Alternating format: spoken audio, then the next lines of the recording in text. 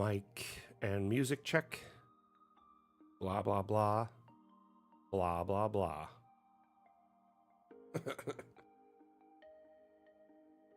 Yes, me, your favorite community manager, Mac.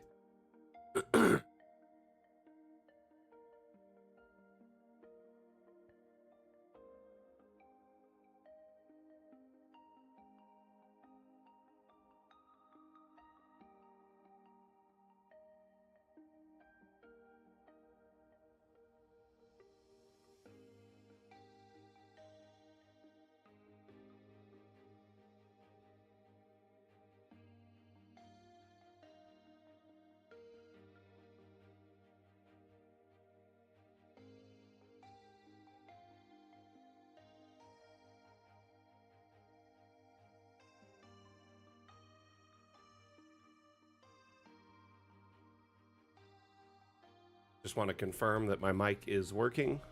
Mic and music check. Test, test, test. 1, 2, 3. ABC.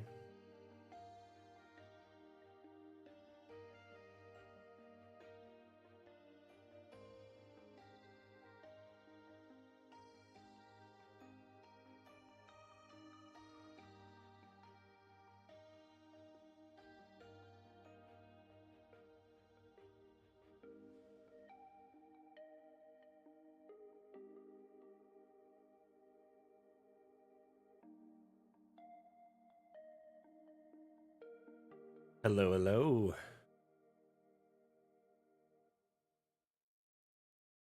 Gentle music. See if we can turn it up just a skosh. That'll make it a bit better.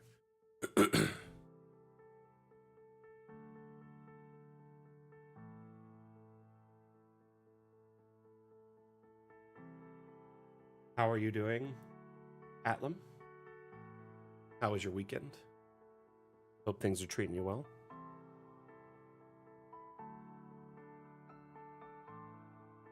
It's a lovely view I have set up here on the ancient cemetery. This map I've been working on for about a half hour a week for, I don't know, like 8 months. Every Monday we sit down for a couple of hours and I work on it for about an hour and a half, like I said, or a half hour. But during that time, we also answer questions, provide real-time support in AMA format, which means ask me anything. So as long as you have Dungeon Alchemist related questions, you can let me know in chat and I'll do my best to provide you insight or guidance. So if you're new to our community and you have questions about the product, or maybe you already own Dungeon Alchemist and you're wondering how to do something specific, please let me know. Glad to assist. This map is quite extensive, as you can see. It's rather large. It's 85... No, here, let's double check. Down to the bottom. 85 by 82. It started in this corner here and has expanded beyond this area here. I did a few things to make this build kind of tricky or difficult for myself. One is I built off the grid, really, perpendicular to the grid, so it wasn't as simple as normal. I also am doing most everything by hand, including like the roads and placing a lot of items. So many things are taking, it's taking a little bit of time, but at the same time, it's a very extensive and beautiful map.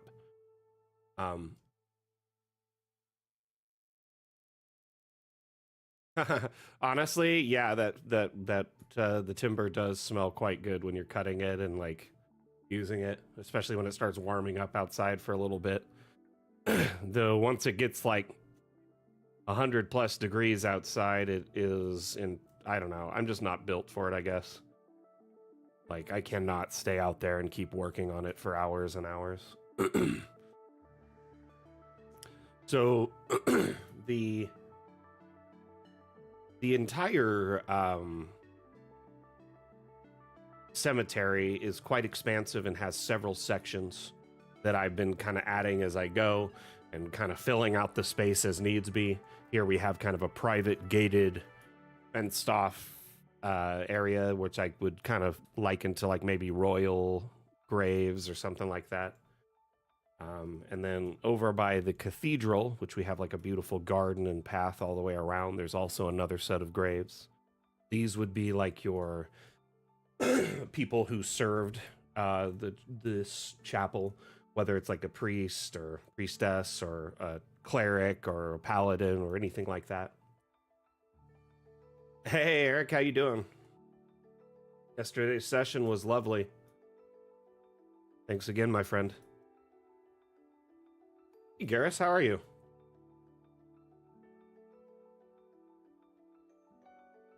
The thing about me and the heat, Atlam, is I sweat so much. Like it's ridiculous. And people always ask me if I'm okay because like I am just draped in sweat. And it's even worse when it's humid. I don't know what my deal is, but I can work outside for many hours if I have to, as long as I'm drinking a lot of water. I mean, I did roofing and I did steel like in my youth, and those were very hot where I lived, like very like high temperature jobs, and I managed it. But the thing is like I nowadays, especially in Vegas too, it's such a crazy heat, and like if I'm outside all day in it, I'll feel like a mess for a few days, like definitely get like minor like heat stroke or something. Easy to get dehydrated even if you're drinking tons of water.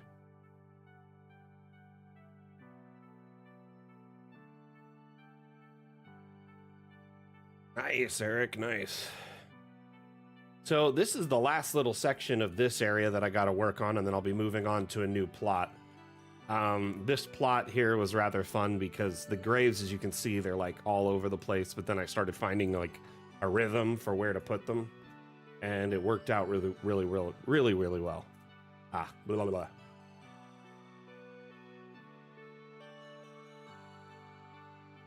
If anyone wants to hear about last night's session, I can regale you with some tales from what I remember.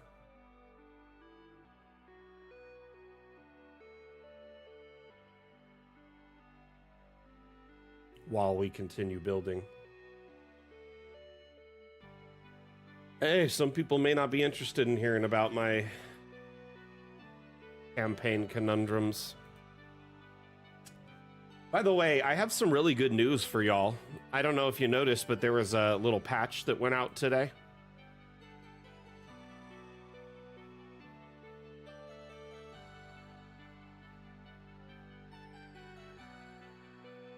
So today's hot fix features a few things that the community has been wanting. We'll talk about the game in just a moment after we discuss this, Atlam. So the hot fix, we have released or freed the stairs.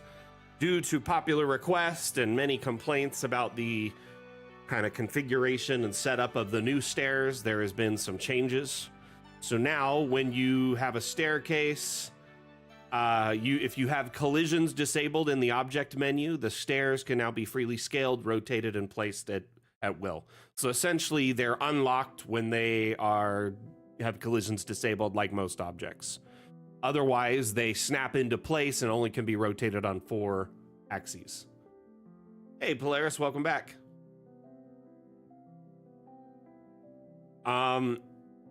There was a bug where every time you loaded Dungeon Alchemist, it essentially would jump to a much higher quality resolution than you had it configured at, and you would have to like open the settings menu and close it to get it to recognize your settings.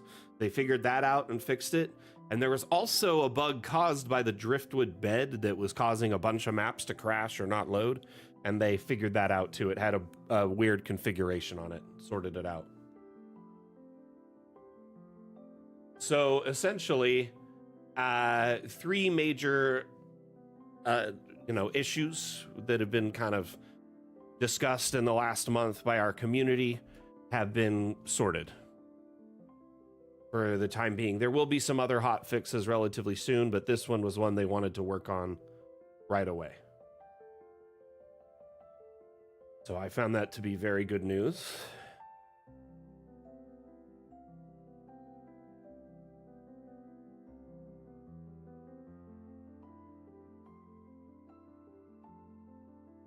Put some pavers through here.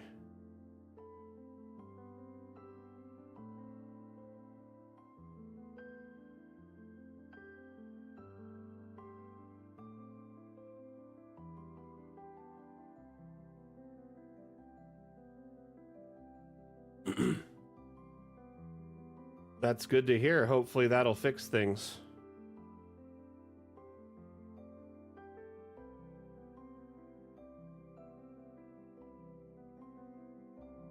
Uh-oh, it didn't show it in chat. What is it? Which GIF? Uh-oh. I just realized I didn't have TikTok and Steam loaded because last time I checked they weren't loaded. Okay, I'm gonna make sure the chats are open. Got TikTok open. Sorry about that, y'all.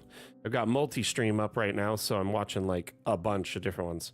For some reason, the GIF doesn't share. I think links are disabled from being shared in our stream, so it cannot do that, Brain Bomb. Sorry.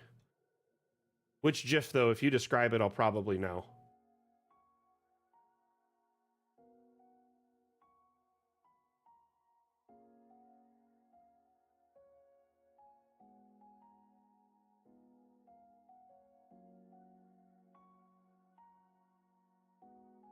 Oh, yeah. Yep. When Troy walks in with the pizza and then everybody's doing something random.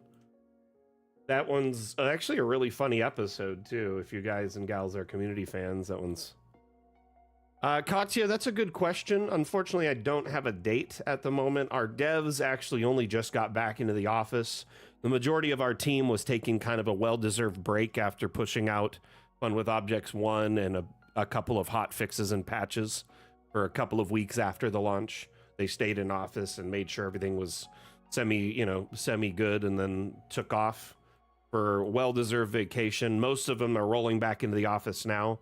So they'll be starting work on Fun with Objects pretty much in the immediate future, and then we'll start getting more details after that. All I can say is right now the hope is before the end of the year, but that is subject to change.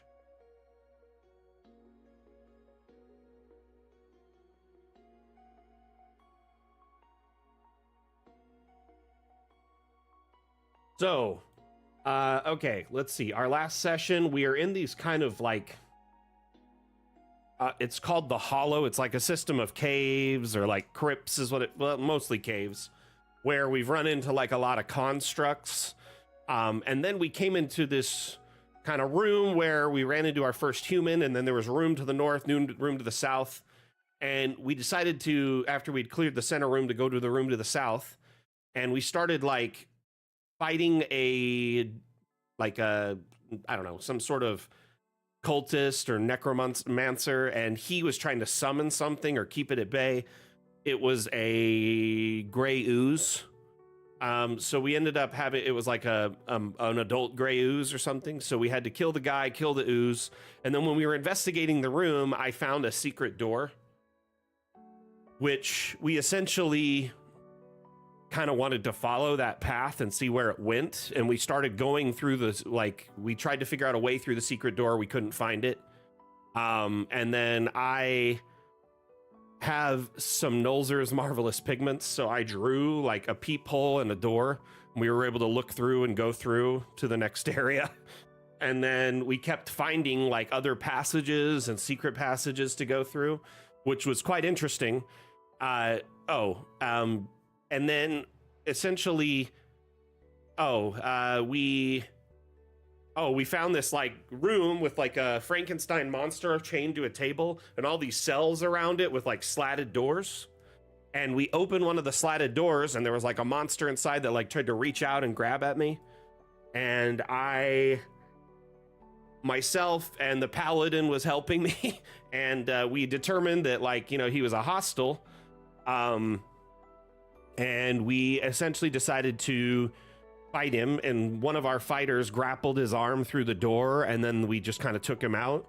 And then we went inside the cell and we investigated the cell. Hey, Lauren Zader, how you doing? And we found another secret room inside the cell.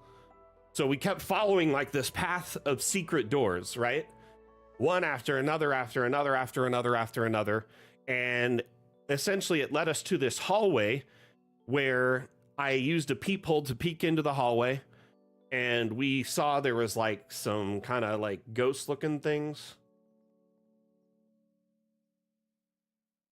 Oh, Anani, we're only just a little bit into it. We haven't even gotten into any combat really. So, God, what were they called? I can't remember the name of them. It's actually just a private campaign. Lauren Zader. So I'm kind of recapping it to people who follow along through my storytelling. I don't know if it's good storytelling or not, but Alep, that's what it was. Thank you, Eric. Gosh, sorry, it's my first time encountering them in a game, so I couldn't remember the name. Appreciate that, brother. Shave these back just a little bit and squeeze in one more stone. There's two methods here to make these paths fit. You know, spread them out or squeeze them together. And right now, I'd rather have more than not enough. I feel like if I spread them out, it'd be like a huge gap between them.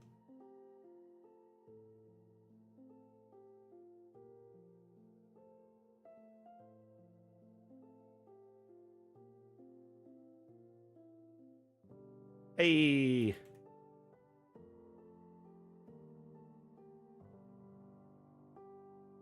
So one of the Aleps we took out really quick, and then there was another Frankenstein kind of zombie looking monster with a sensor.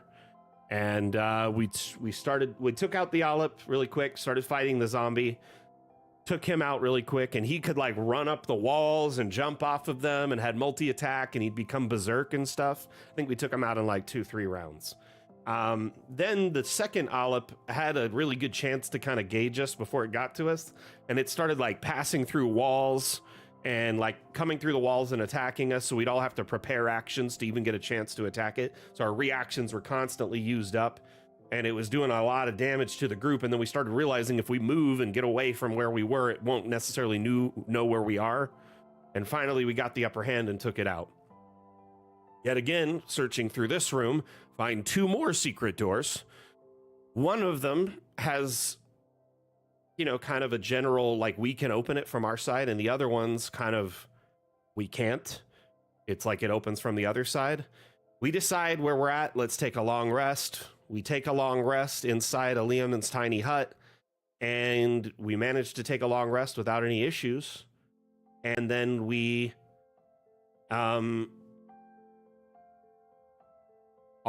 get our spell slots back and all that stuff. We're fully healed. We get back into combat. The next room, there's this massive construct. It's a large construct that has like a huge chain weapon with locks on it, and it, you know, is eager to defend its territory and fight us. So we get to it. It grabs one of our teammates through the door and drags him in with a grapple. And then our fairy, who is like kind of a pacifist, likes to do things that don't necessarily damage people or hurt them if they can avoid it. So she reduced his size. So he was now a medium creature, which really leveled the battlefield. And we fought him and took him out in like 2 rounds. Yep, Anani, the stairs are now fixed. Correct. You didn't miss too much. We were just talking about our group's campaign. Well, my group's campaign, and then because we played yesterday, and then we were talking about the hot fix that was released today, which essentially fixed the main complaints with the stairs, which is you can't, you know, resize them or raise them up and down at will, or you know, all that fun stuff.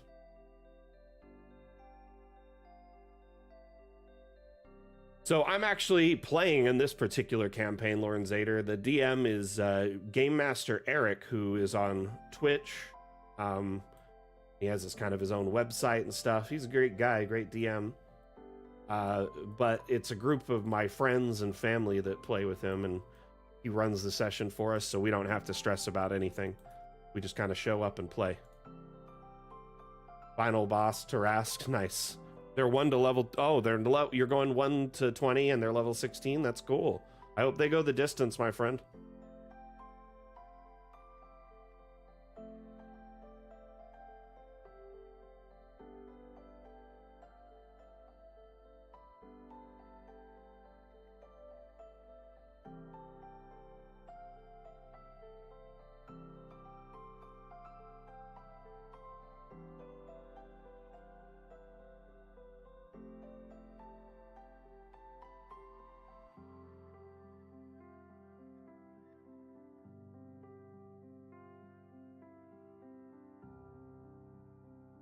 Yeah, Eric lets us, I mean, pretty much any race that's like in a like a normal book for the most part.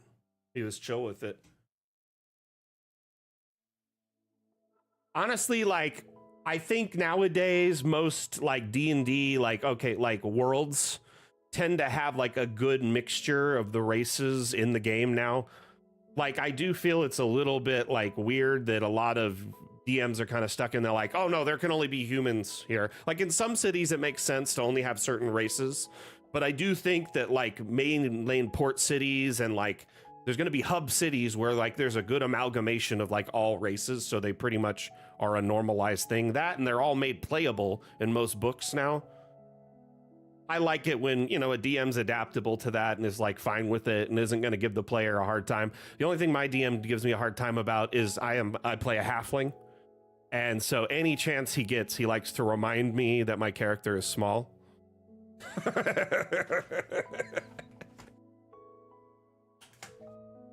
But yeah, that's a okay, but I mean, yeah, I mean that makes sense, but realistically though, that's like the only limitation you have for the most part as far as like races so far that I've seen. So the first, you know, area we were in was like a city for giants, and I was constantly just tore into because of my size. So then we finally are in a city that's just normal sized people, and we start venturing out on a campaign and going out on our next adventure. I'm like drawing a door on the wall with the pigments, which, by the way, you don't physically have to draw. It's magically drawn. You like think it, and then it appears from the pen and goes onto the wall like magical paint. But he'll always be like, so how does he reach that high? And I'll be like, yeah, one of my teammates picks me up so I can finish painting the door. Yep, uppies is what I said yesterday. Though I will insist that the magical pigments can paint magically without me having to do it physically. Magic. I'm gonna say it one more time. Magic.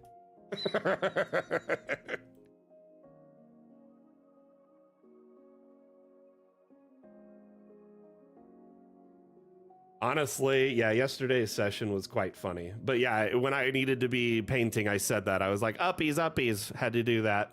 And then, so quite literally, that was used in the campaign yesterday. And then yeah, where were we? After the long rest, we took out that huge construct that we made medium, fought it, killed it. We found another secret door, and this secret door had carvings on it of intellect devours, and I was like, nope, not going that way. Let's backtrack and see what else we can find. And then we found another door that had a lock on it with the shape of a star key, and then we found another door we could open. So we went through that door, and in that door was like a bunch of slabs set up with like a bunch of like corpses on them, bones. And then there was like several, I don't know, like I don't know exactly what there were. Eric, what were those two things? Were they like whites? What were they? I'm not sure. Yeah, it was like an adult gray ooze. Okay, yeah, we fought two deathlocks, and then some guy, some like weird caster had silver paint all over his face like a Morton Joe's Warriors. It was quite interesting. Anyway, yeah, it was a gray ooze, but it was like an adult gray ooze.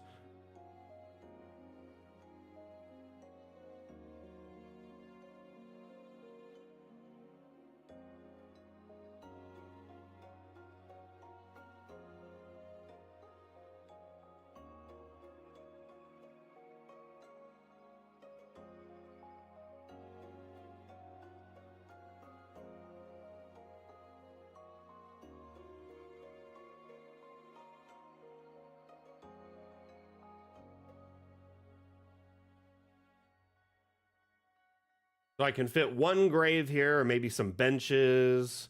Probably do a benches.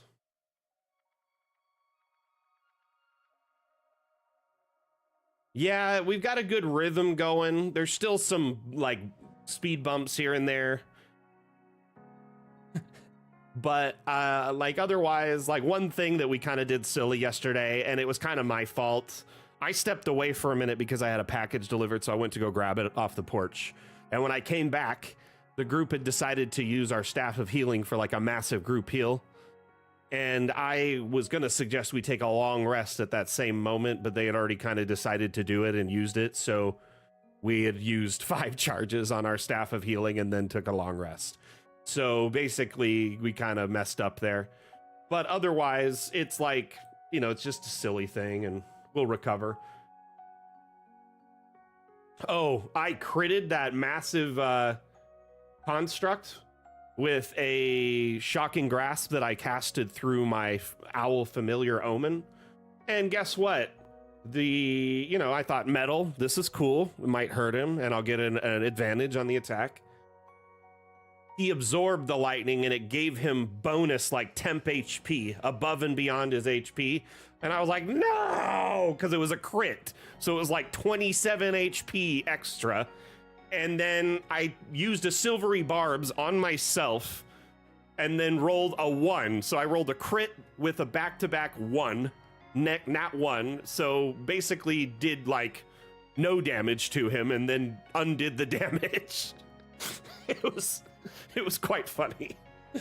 Oh, that was my mess up of the day.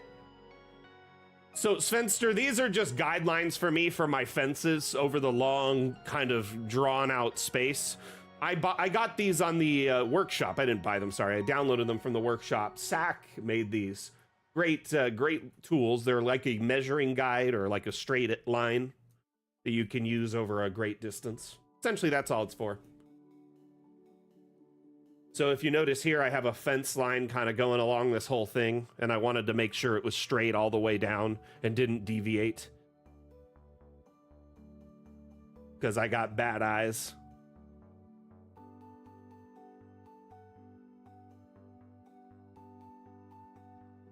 Every once in a while, though, I gotta delete it and then undelete it. Ungoliant. Terrifying spider. Okay, well, I don't know why I just said that.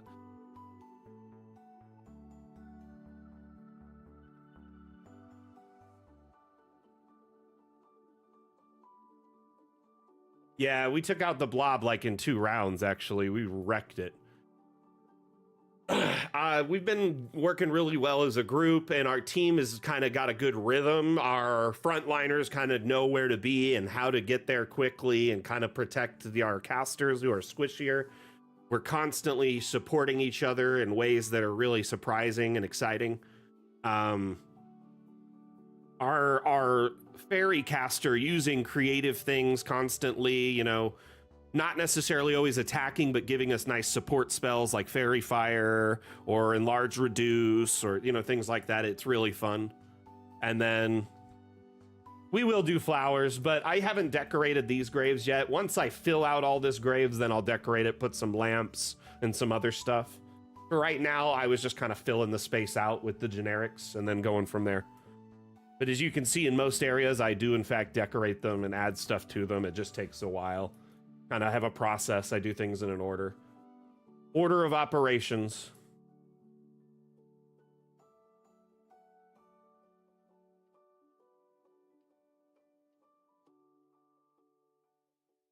I mean, we've been busting through this place like pretty efficiently and have, you know, found like a lot of secret areas, which I found surprising. Also a lot of traps. I've spent a significant amount of time like dismantling traps and or like investigating for, you know, potential secrets or, you know, hidden loot. And mainly because I have like the highest investigation score by a wide margin. So the party kind of just defaults it to me. Like, not even joking, I have a plus 10 pretty much. Well, I have a plus 9 plus I have guidance. So almost a guaranteed plus 10 at almost any given point, unless I can't use guidance at that moment.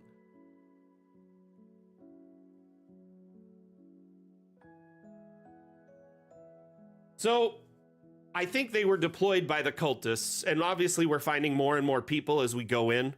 The room we were in where the cultist was, I feel like he was in the middle of constructing,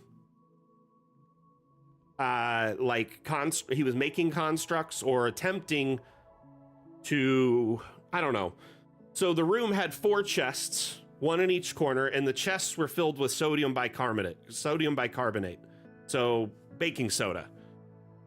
And in the center was a grate, and it had the ooze inside. Like, I couldn't exactly figure out what was going on there, but I thought he was trying to make a construct, and maybe that was the byproduct. Hey, Lauren Zader, see you over there. Nice. Welcome to Twitch.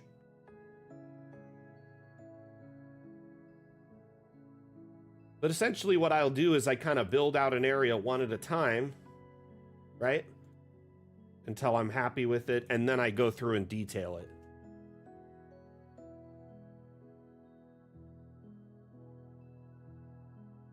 Honestly, like, Eric, I am very curious what that room was for. I was hoping my investigation score would have been enough to like help me discern what happened in there or what they were doing, like deduce it enough.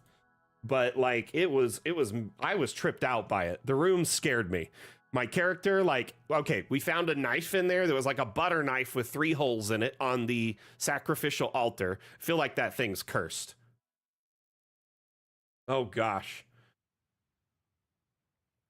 And we called it the poop knife anyway.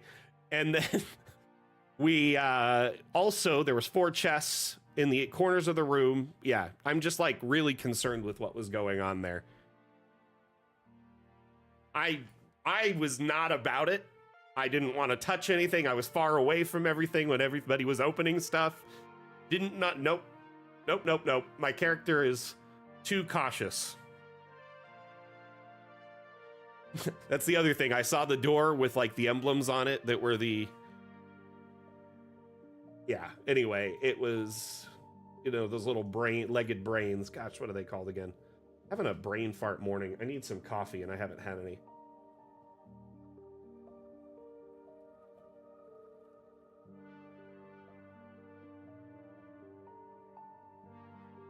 Well, I feel like the place we're in is dangerous, kind of dungeon level crawling, and so traps are abound. They're bound to be happening.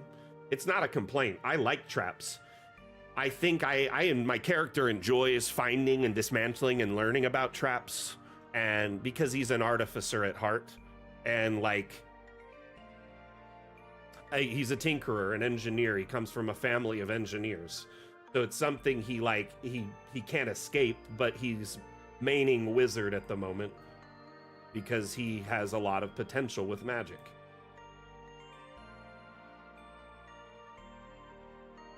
Hey, Mateus, how you doing, buddy? Welcome back.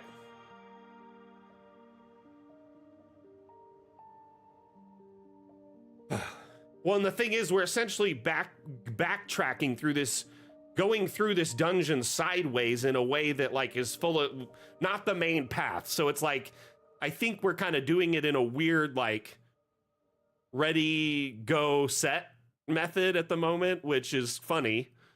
You know, we're kind of circumventing certain things, going at enemies, you know, from past they don't expect us and other things. So we kind of have an advantage.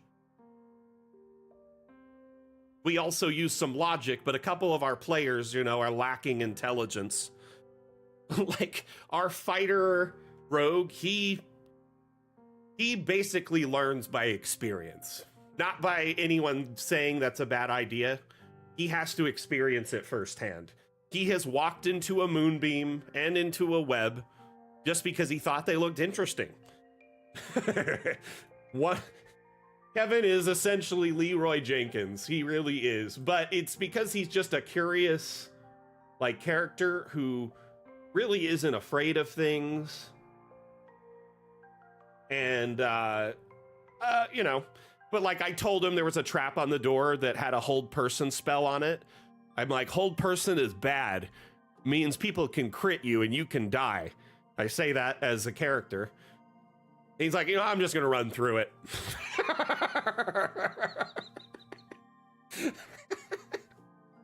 Like, we don't know what's on the other side of the door. And honestly, like, I feel like there's a bunch of people waiting to fight us. So it was just hilarious to me. Like, it made me laugh really hard. I love how he plays this character. Hey, Horizontal Wolf, thank you for the follow. And also, Lauren Zader, thank you for the follow a bit ago.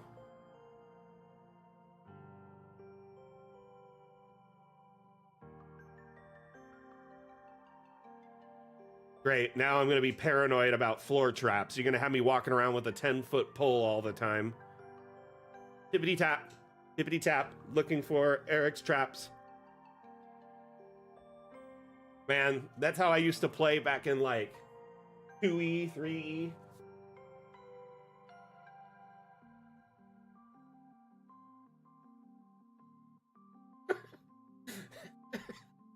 Yeah, that sounds about right, Inani.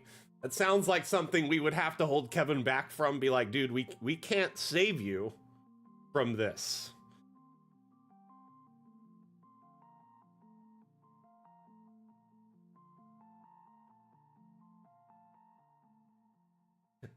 Can you please just listen to us, please?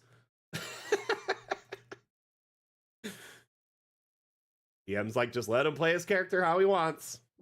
Yeah, we know.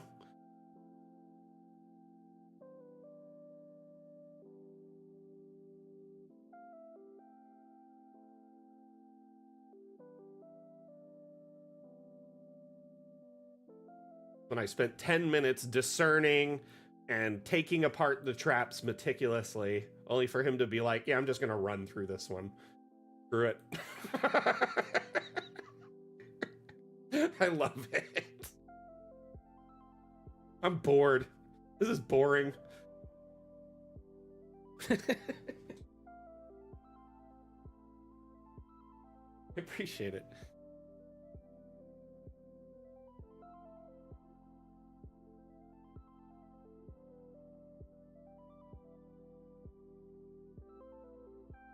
Question about the future, doing a PNG export.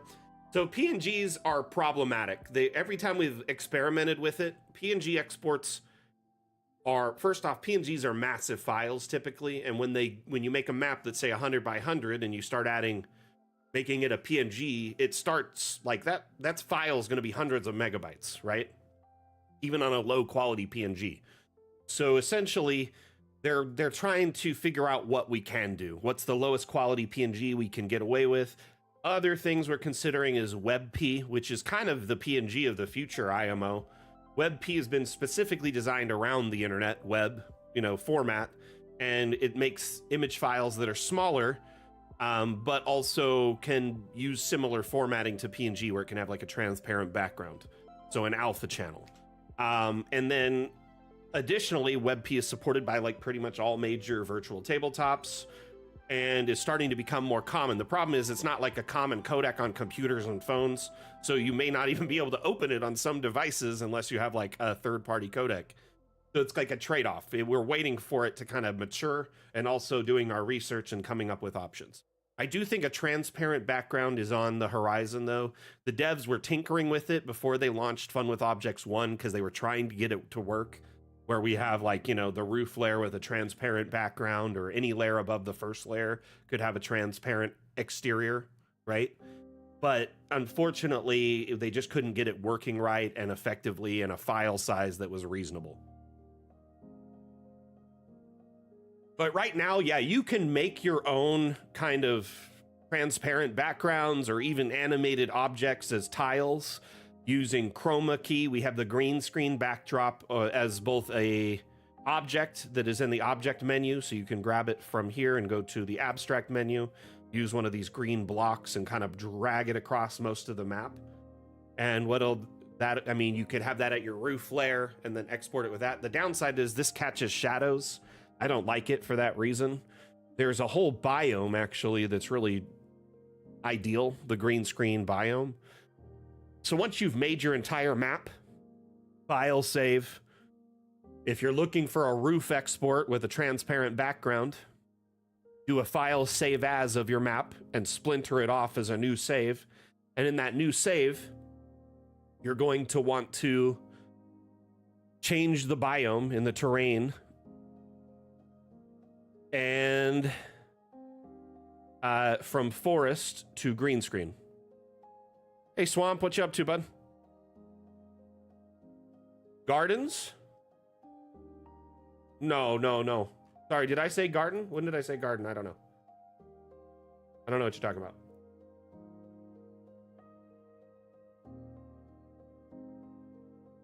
Oh, you mean the next dam challenge, right? Gotcha. Well, nice, man.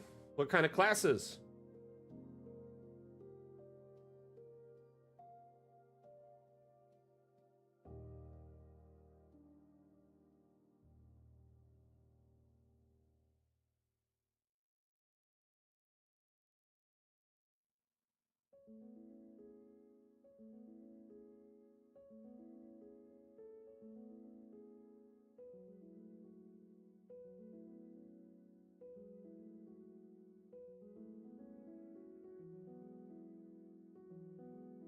Good.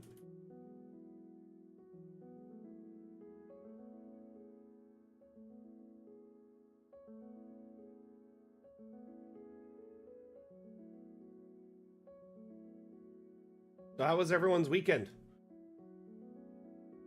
Let's see. I was trying to finish up that session. So we were in that last room, pretty much cleared the room. There was like a cultist and a couple of the, what Eric said they were earlier, deathlocks.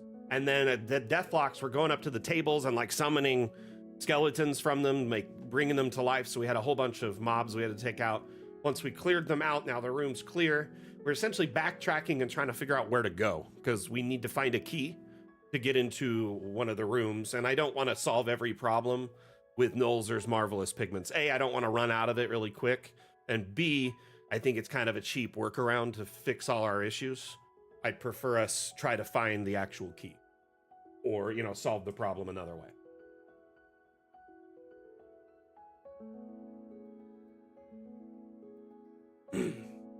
I also do that for the DM sanity. Like, come on, if I cheesed every like problem with Nolzur's Marvelous Pigments, then it'd be silly. I could technically be rich if I wanted to with the pigments, but I'm not like that.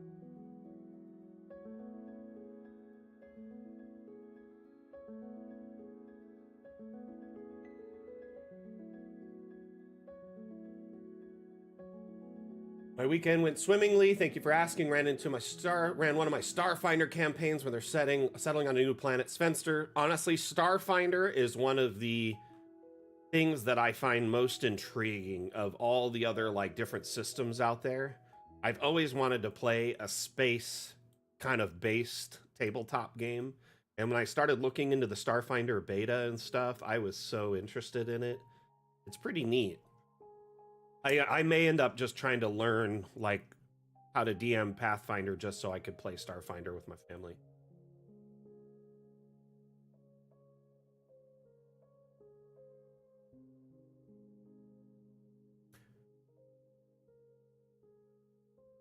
So y'all want to see the changes to the staircases?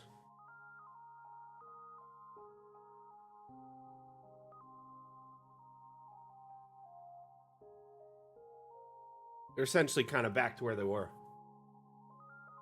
Yeah, Starfinder 2 is the one I'm most interested in. I have bought the books. I do need to download the updates from their website from Paizo, but I was pretty much like I supported them early on and because I found it interesting.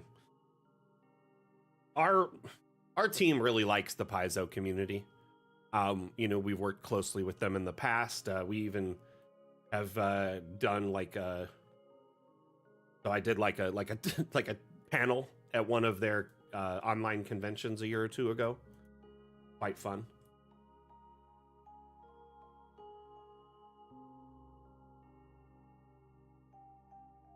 Good to know. Starfinder, not Scarfinder. Starfinder is Guardians of the Galaxy with magic. I've heard guns are kind of underwhelming. Like all like rifles and laser pistols are kind of underwhelming in Starfinder. Is that true? Gunderwhelming, if you will. I'll be here all week.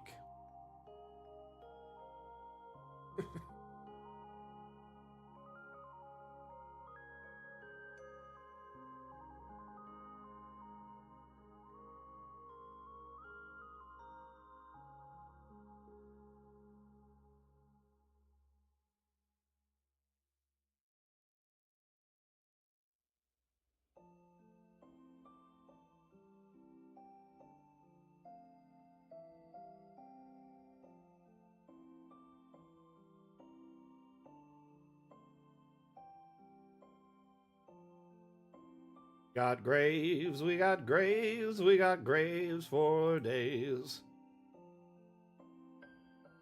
Got so many dead people buried here because, well, this cemetery is quite ancient.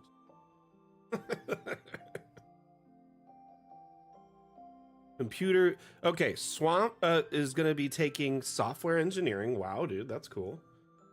Computer vision, machine learning, and mobile computing. Nice, dude. That's fantastic. I always love when people try to further themselves through education. Muggery, that's good to know. Thank you for letting me know. Honestly, I love to like hear insight of anyone who has played Starfinder, Starfinder 1, Starfinder 2.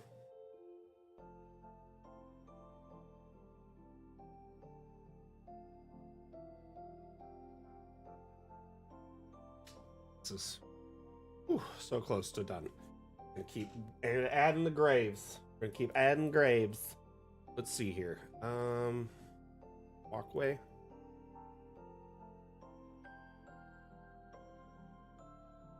Delete that. Good. Wait, I can look under it. I wish you could make an object transparent temporarily so it still have like boundaries or something. It'd look like Wonder Woman's invisible jet from Justice League. Or no, from Super Friends. Not just.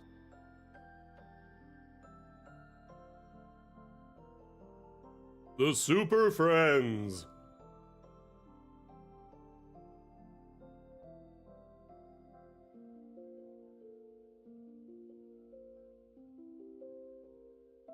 You know, let's ask the panel here, the Damn fam. Anyone who plays Pathfinder and has played D&D or, you know, the like, could you let me know your thoughts on the differences? From what I understand is you have better, like, more action options and better, like, multi-classing options. Essentially, you can make whatever kind of character you want. And there's things like the martial, you know, skill gap doesn't really exist as much because of things like this. It's a really expansive world as well with lots of cool like lore and like from what I've heard, it sounds pretty cool.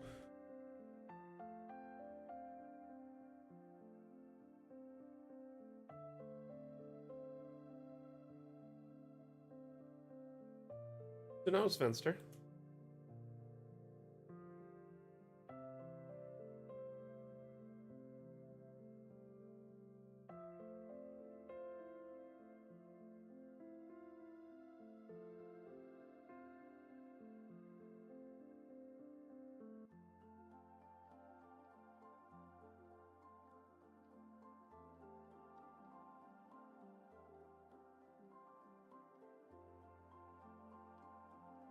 Oh no. That's a large.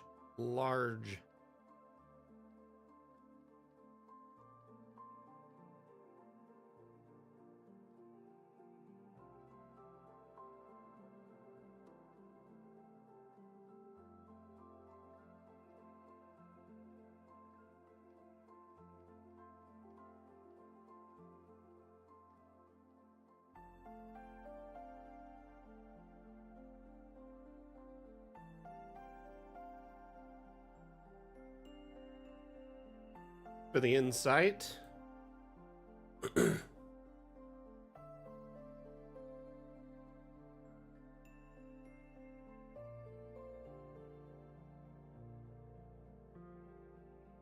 Man, Swamp, some of those classes sound intense.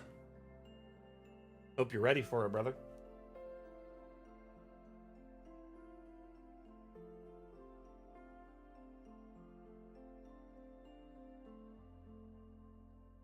Good.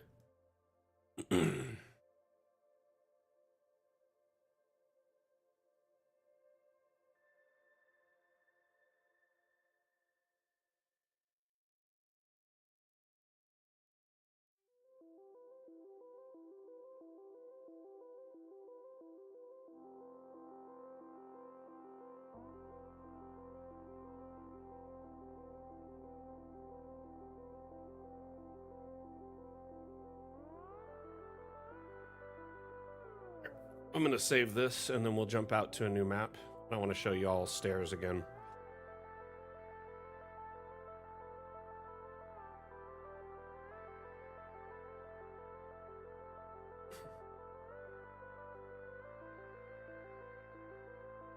Correct, Rev. Once you have changed their size, they'll no longer dynamically cut a hole once the collisions are off, essentially. So it's a trade-off. They're one or the other. So you can just pull a new stair out if you want it to do that without it, you know, having the issues.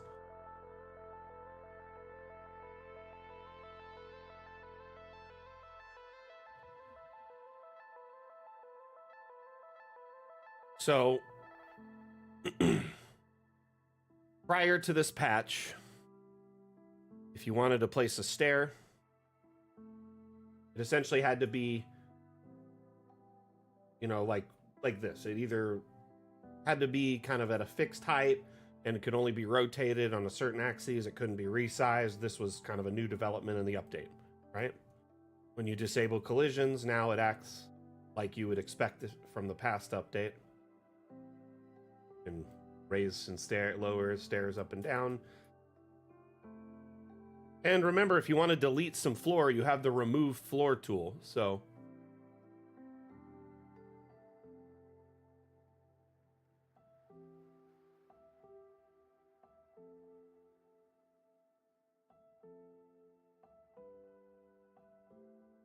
Rev, I have no idea what you're talking about, man. I barely even experimented with it. Sorry, it launched this morning. So if you'd like to share some pictures or the dam file or something so I have some context, it'd be very, very helpful. Like, I want to help you, man, but it's like, I'm not sure what you mean. So under the object menu, if you go to this panel here, it says collisions, on, off. When you disable collisions, objects can be raised and lowered. They can be resized far beyond or below their normal sizes. And remember, Rev, if we find bugs and issues, we can always make adjustments.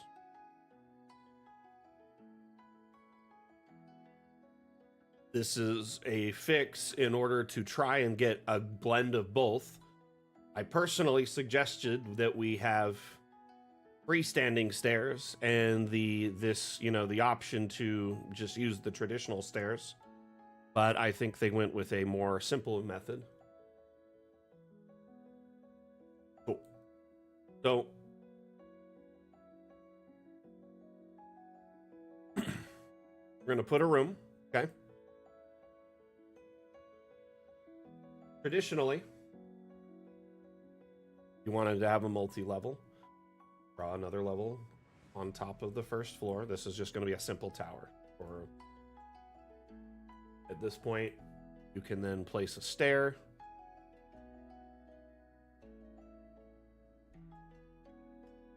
Notice not cutting a hole, right?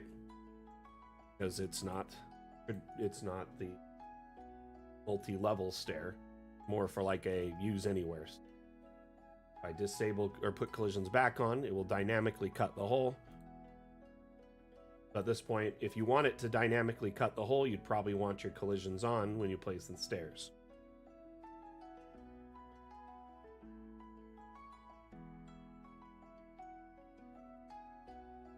So essentially, one way, the stairs, you have the freedom to adjust them, and you can cut the holes manually using the, remove floor tile tool. So you kind of have the best of both worlds. You can resize the stairs to the size you want.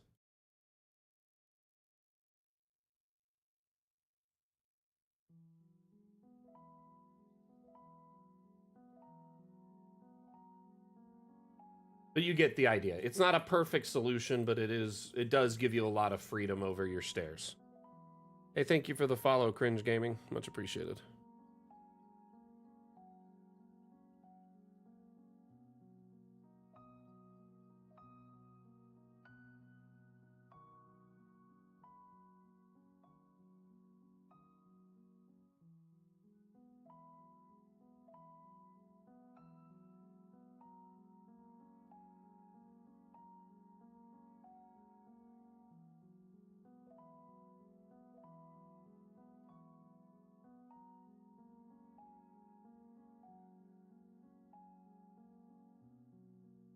So as long as collisions are on, it'll dynamically cut the hole.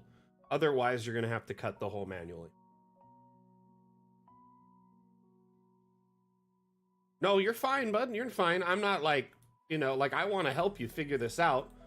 And, if it's a complaint or an issue with the way it's designed, we definitely want to hear your feedback. We only tested it internally with a handful of us, so community insight's great. It is kind of weird that after it's already dynamically cut the hole, if you disable collisions and raise it, it deletes the hole. That would be my only thing, because, hey, if I, turn collisions off and raise it and then turn them back on, is it going to put that hole back? Doesn't seem to be doing that. You know what I mean? So, kind of isn't going both ways.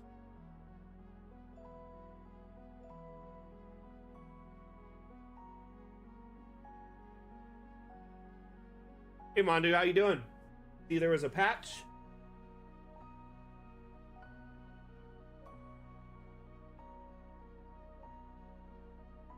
A lot of you should be noticing a big performance boost today with Dungeon Alchemist.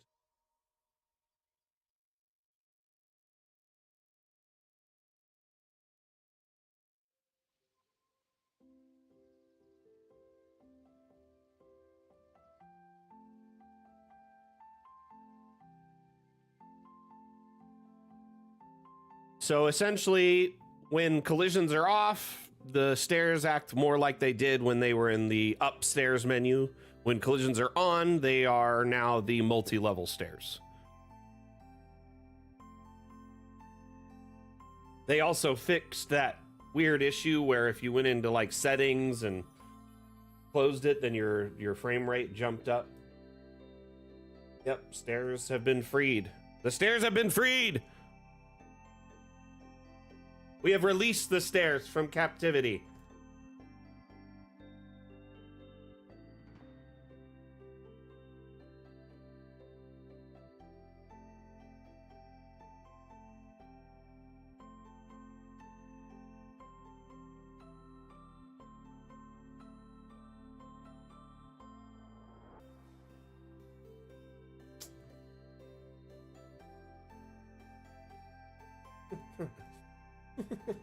If you want to, Anani.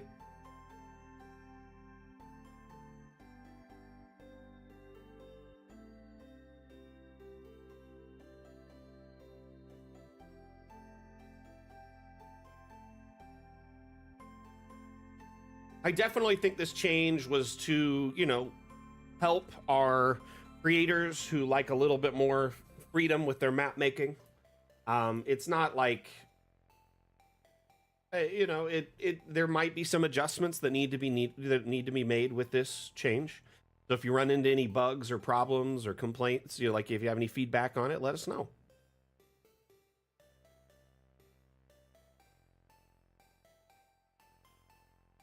Oh. Get back into this, Barry.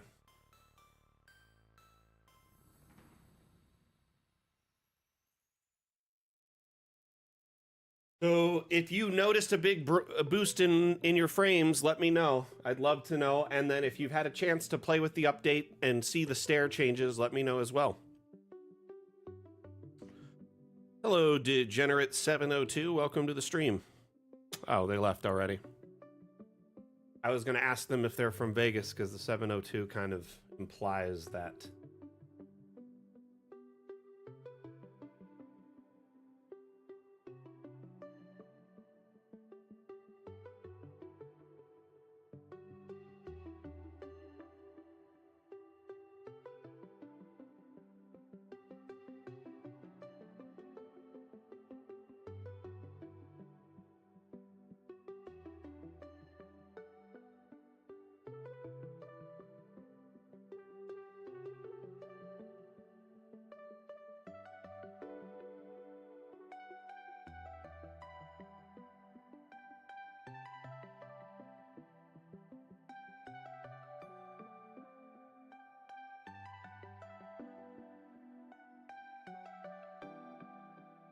Getting pretty good at this.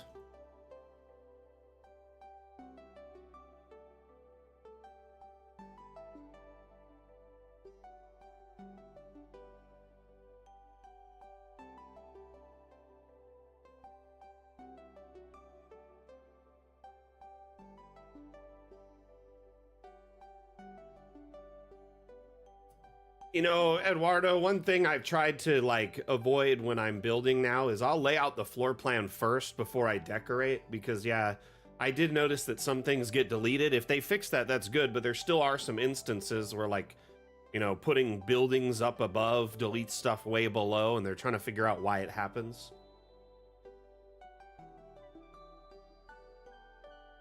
Well, I'm glad you're happy with it, bud. Glad you're happy. How you doing, by the way?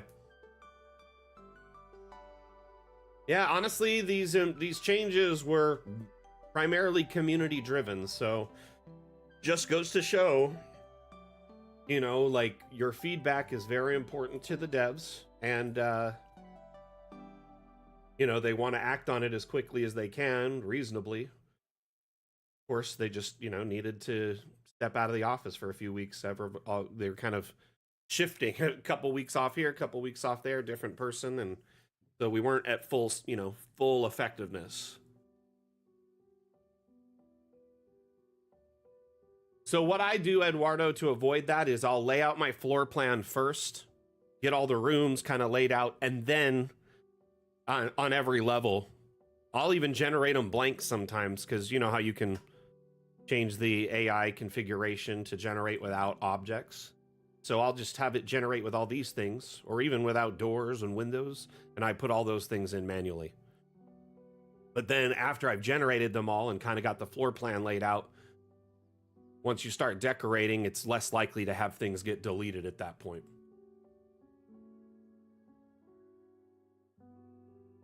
One of my least favorite things is to change a room's layout after I've already kind of gotten the whole floor plan figured out.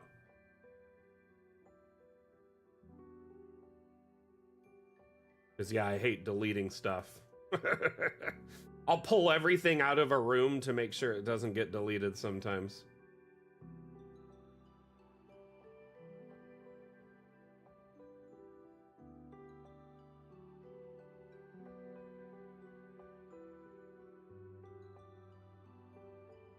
Mondu, how was your week, bud?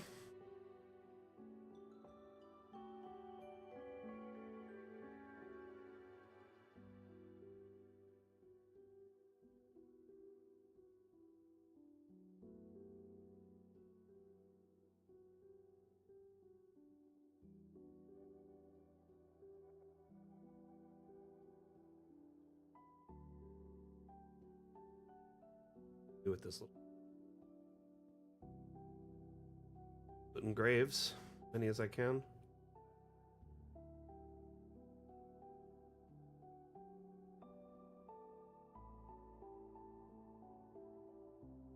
I really do love this new grave thing and the fact that it's so many variants. Like, look how many different ones there are. Sometimes the head gets repeated here and there, but the headstone and like all the symbols and stuff end up being a lot of different instead of like a bunch of crosses. Much more denominations. I think some of y'all kind of were concerned that pretty much some of the only gravestones had crosses on it, which not necessarily were indicative of fantasy religions, per se.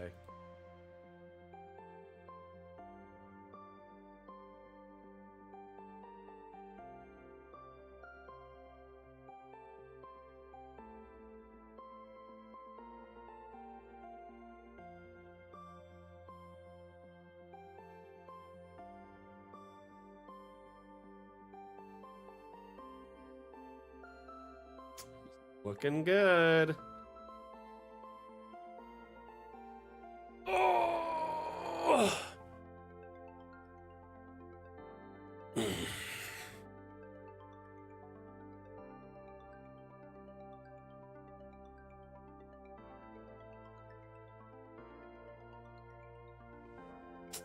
Garbage day. I can hear the garbage truck out there puttering around, and it is loud AF.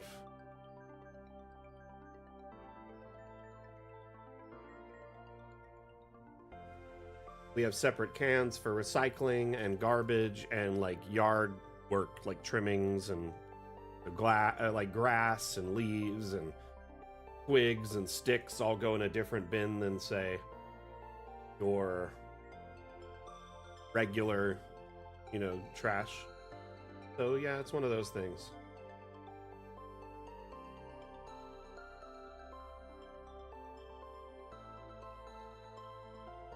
Is it way easier for you to stack stairs now, my friend?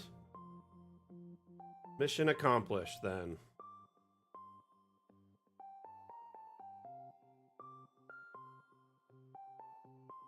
That was definitely the dev team's intention, to allow you to kind of get back to a more familiar feeling while still having the old, you know, the new stairs, while all still having the old stair kind of option.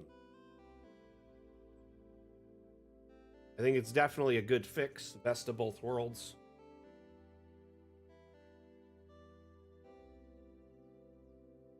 Very low on sleep due to my nose getting clogged. Spent my birthday feeling. First off, happy birthday, belated birthday. Sorry that I, you know, missed that. And I hope, you know, other than you being sick, it was an okay birthday.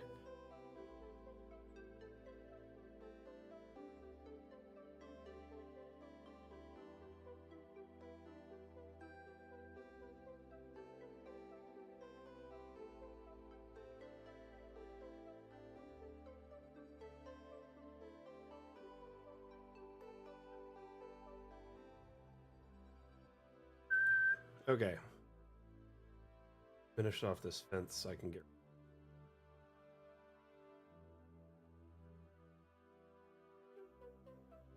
Need one for the.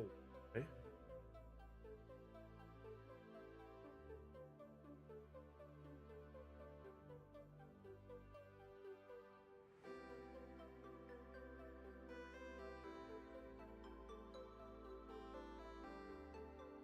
So very confused. Oh, they're not saying. Intersect.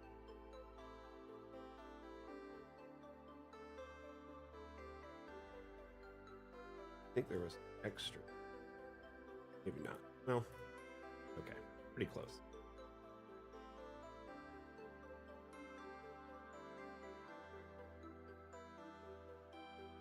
Bummer. Yeah, what I'll have to do. These. Just bring them in closer, like slap that. That's my kind of my secret way to add more fence.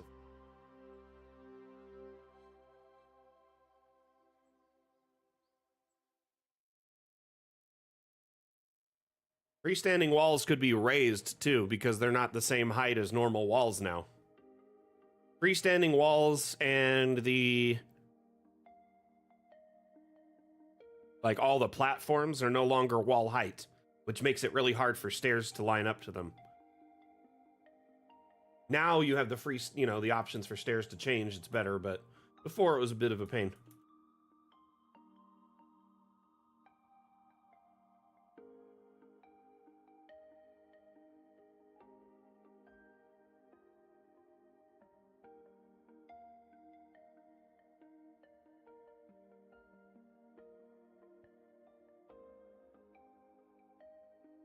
So how would you make them work with the modular object system? Just curious, like how you would suggest that working, Mondu.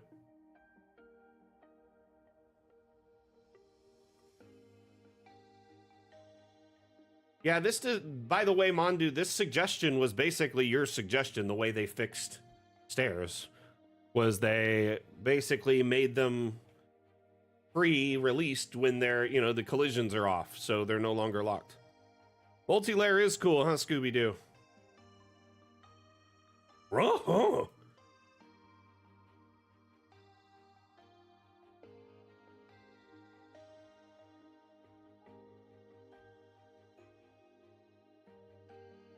I watched an insane amount of Scooby-Doo in my youth because I was a latchkey kid. I'd come home every day and kind of just make myself a snack and watch like a ton of cartoons and my brother and sister until my mom working.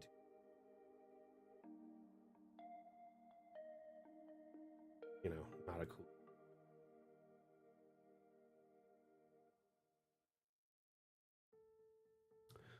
Scooby-Doo is goated, isn't it? Honestly, totally. Scooby-Doo movie, remember that? And I'm like, the live action is like what I'm talking about. That was just so cool for it to breach into the real world. I also love that they made like a ton of Scooby-Doo movies, like of the cartoons. We definitely watched Scooby-Doo when my kid was growing up, so there was like, it's like a multi-generational thing, because my parents watched it, I watched it. Anyway, running your campaign with Dungeon Alchemist, are you making maps with Dungeon Alchemist for your campaign, or are you running like your campaign exclusively inside of Dungeon Alchemist? Give me the deets, Scooby. Would you do it for a Scooby snack?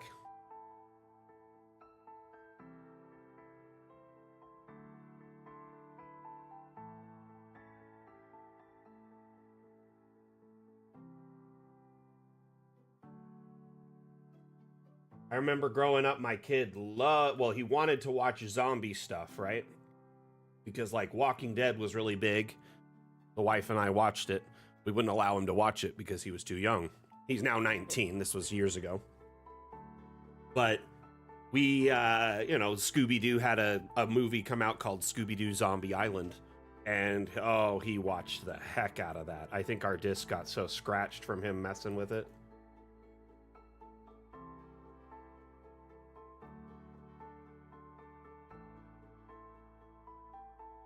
Mystery Inc. is excellent. Got a series of maps. Like a video game? Nice. That's cool. How long you been running your campaign for, Scooby? By the way, for those wondering, I'm talking to a chatter over in TikTok named Scooby-Doo. I'm not like having a hallucination right now. Just randomly.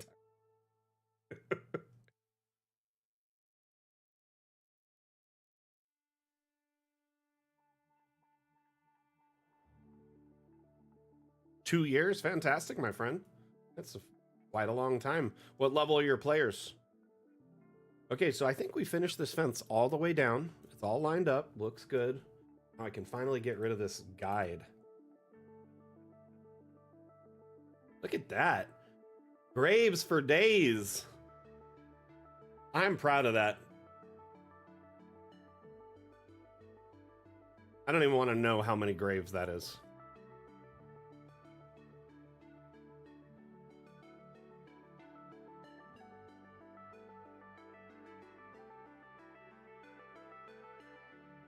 Oh my gosh. Yesterday on TikTok, I saw this video and it made me laugh so hard. This guy is like essentially insisting to ChatGPT over and over again to count to 1 million. And it keeps like denying his request and telling him that's an unreasonable amount of, usage of time and blah, blah, blah, blah, blah. And he just keeps telling it over and over again, count to 1 million. It's kind of unhinged, but also really funny. Like,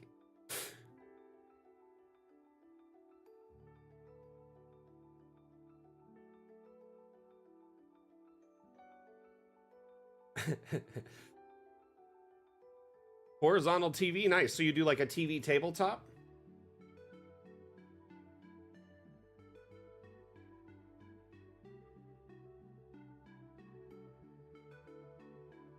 I bet you that's cool. TV tabletops are something I've always wanted to do. It's just not economical for my family to play with like a local group because my wife is immunocompromised, and so like just to have a game night, we put her at risk of getting sick, and when she gets sick, she's sick for a long time or has to be hospitalized. So it's like kind of something we don't really want to do on the regular. Hospital bills expensive. Nino like big bill. TV tabletops are dope though. So are projector tabletops. Do we have any viewers that run with a projector tabletop? So I'm assuming you have like an acrylic on top of your TV, and then you put like the tokens on top of it, or maybe you even do some digital tokens.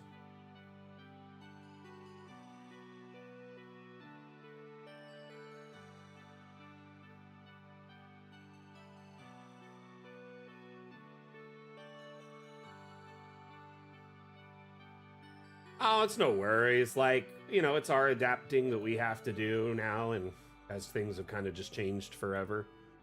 But that's life, you know.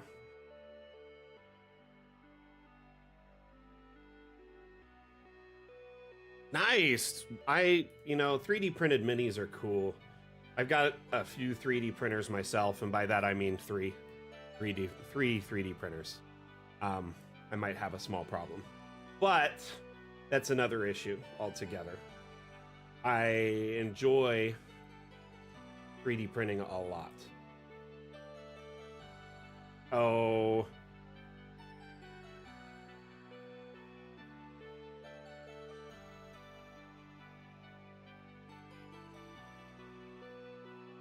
so I've got my first printer was a FlashForge Creator 2. It's a FDM multi extruder printer, so I could do 2-color prints for like 10 years now. I've been able to do it for years and years.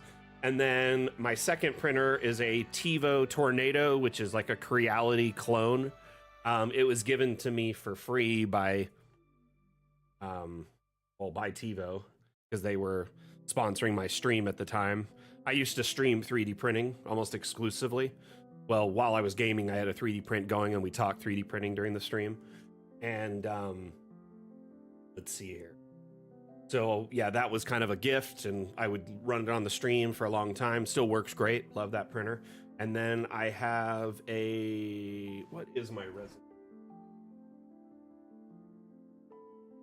Remember the name of it. It's a Proton, Anycubic Proton. So I've got, you know, several printers. I've also got a laser etcher, cutter, and a vinyl plotter. And I'm like the only friend in my friend group who has a scanner and a regular paper printer.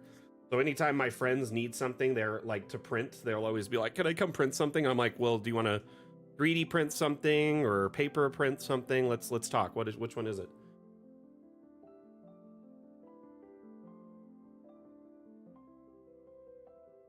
Oh, that's funny. Too funny, Scooby. I feel like it's a lost art to be able to use like a paper printer nowadays.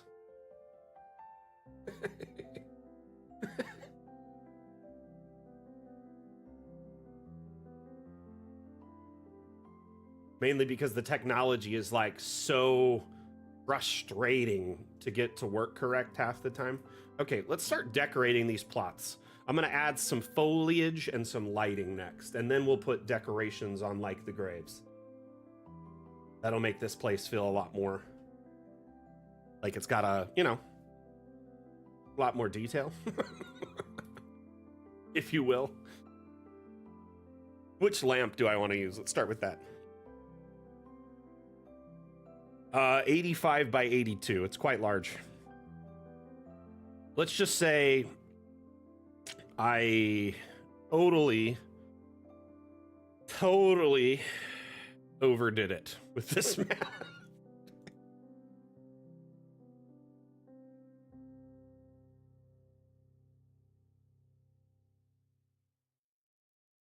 Don't like that. Try that one. Put it over this. Post.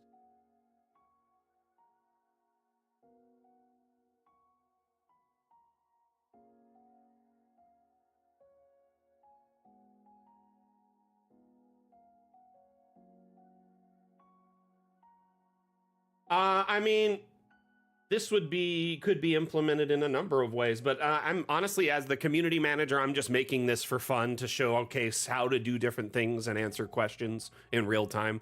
These streams are AMA format, which means you can ask me questions related to Dungeon Alchemist and ask me anything, and I'll do my best to, you know, provide you assistance in real time. So think of it as like a class or a course, or, you know, where a support line, a live support line. I honestly think it's kind of a new concept, because like a live video support line where you can tune in and get, you know, your questions answered any time of the day, like any time during the stream, is pretty cool. But anyway, this map, at the end of the day, will be released on our Steam Workshop when it's done, so our community can use it, take advantage of it, enjoy it. You know what I mean? But yeah, this map alone could easily run like, you know, several levels if you used it extensively and added a bunch of intrigue and stuff to it. Like maybe your players come here first to maybe talk to someone at the church or to come to attend a funeral, and then, you know, they are hired on to, you know, track down some suspicious activity that's on the site, things like that. Will do, Scooby. How long have you been using Dungeon Alchemist now? That whole 2 years you've been running your campaign, or part of it?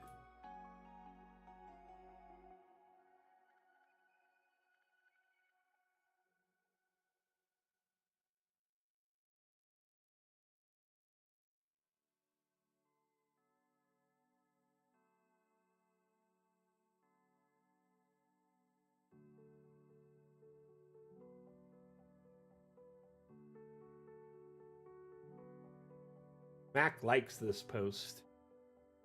Almost a year with DA? Well, thank you for the continued support. We appreciate it. As a small, like, indie company, you know, like, it really means the world to us when we have our community's continued and engaging support. Especially after this last year or so, when our last update took quite a while. We know a lot of people were kind of getting to their wits' end with us. So thank you, everyone, for riding through the, you know, riding with us until we got it done.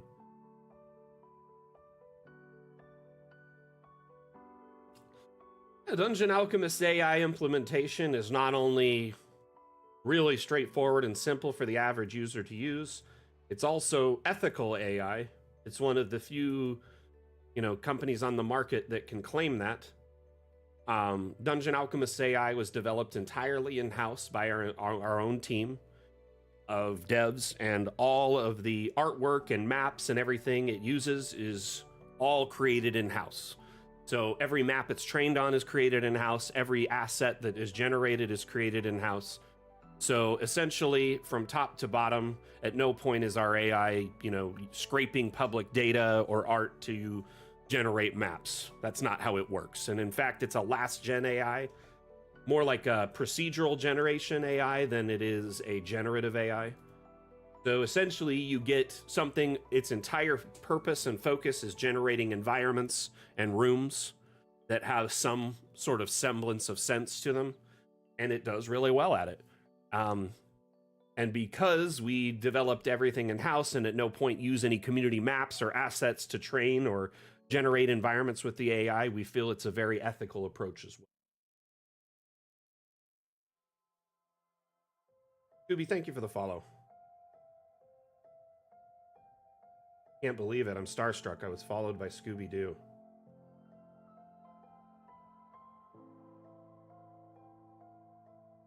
Yeah, I mean, AI is definitely like a buzzword at the moment, and a lot of companies are throwing a lot of money into it. And to be honest with you, some of them are really irritating me. Like, AI's in so many places it doesn't need to be. I feel like my Google search is completely ruined now because of AI. And like, just anyway, I'm very happy to be working for a company that takes an ethical approach, because AI has been around for years and years, and it's, you know, part of our everyday lives. It's part of banking, it's part of traffic, it's part of, you know, a lot of different things like healthcare and stuff like that. But we just don't realize it because it's kind of not something we interact with all the time. And I think that now that it's been thrust into the forefront of our minds daily, it's kind of frustrating. Yeah, I usually go like 3 or 4 pages deep now on Google just to see if the answer I'm looking for is there, because the front 2 pages are like all ads and AI suggestions. And the AI suggestion you could refresh and it's a different suggestion every time. It could be one time it'll say yes, and next time it'll say no. So I'm like, wow, Google, thanks.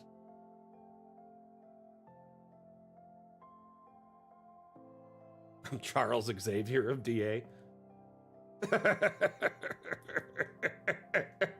Well, thanks. I'm assuming you say that because I am so incredibly bald. So bald. But also, you know, Professor Mac. Professor Mac Xavier.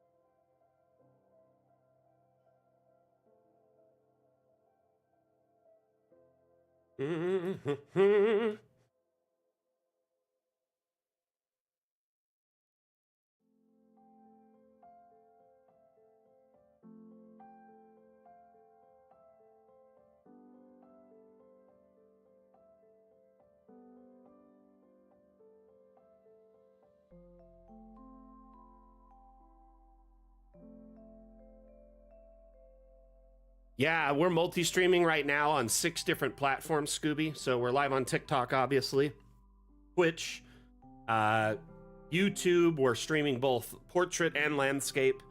We're on Twitter and Facebook, and then also Steam right now. 2 streams a week. We offer multi-streams, and then one of our streams per week is hosted exclusively on our Discord because they cannot participate in the multi-stream. So every Wednesday we host a stream on our Discord called Office Hours, and then Mondays and Saturdays every week we host streams on a multi-stream across all our major, streaming and social media platforms.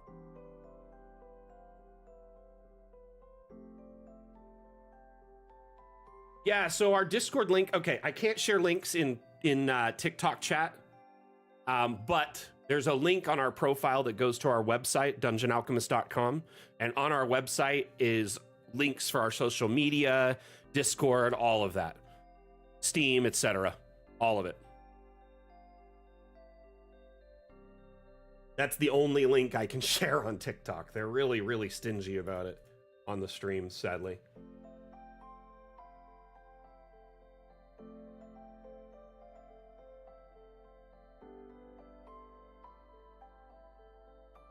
No worries. I appreciate you checking us out on all the social media. That is, my forte. That's my job. So I run that scene.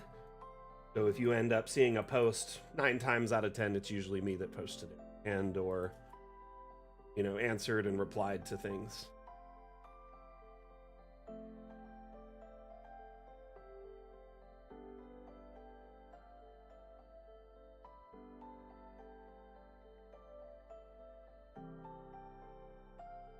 So do y'all kind of see how I'm kind of setting this up with an order of operations where it's kind of an assembly line?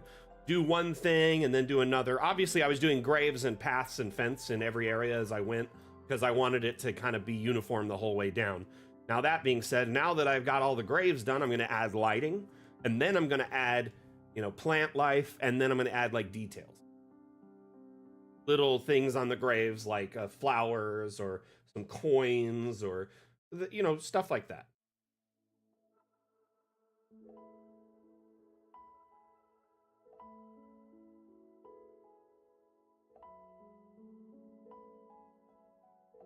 What, the minus AI search? Yeah, I do that. It's still frustrating though. You still will get stuff mixed in because unless it was explicitly labeled as AI, like the image could still be AI generated from some other service and then it was scraped, through Google. It will only remove any references where it says AI in the term or like the web page that you're looking for. Does that make sense? So while that works, it's not a perfect like catch-all.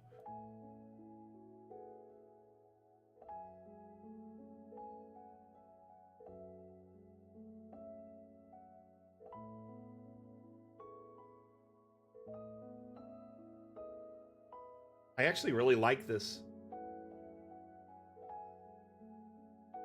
Hey, thank you so much, Scooby, for all the support. We appreciate it.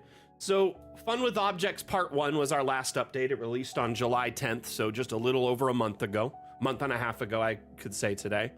And our next plan is Fun with Objects Part 2.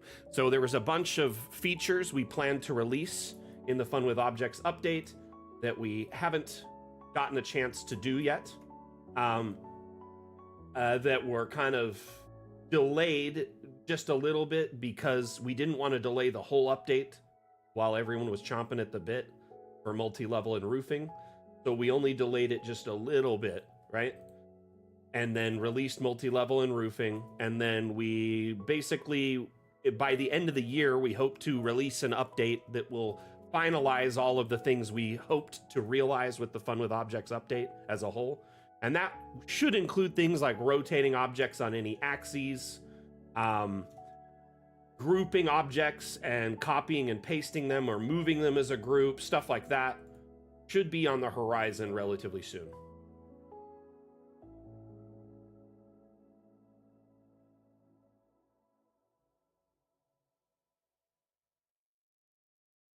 Change out some for some small building crypts. In this area, I didn't want to because these graves are all kind of the certain like style and also certain like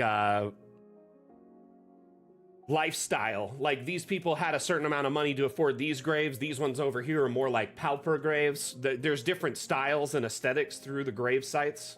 Over here, we've got some mausoleums and crypts. Over here, we have a fancier grave section. This is more like the royals, you know, private grave site here where it's fenced off and there's some raised graves, some mausoleums, some, you know what I mean?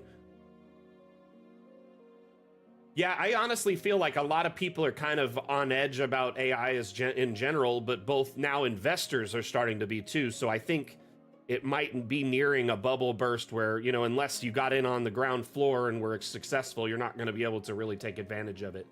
And even then, it's kind of getting to like diminishing returns, I've noticed. I don't know, people are getting irritated with it, and not just that, it's like not necessarily always helpful or useful. If that makes sense.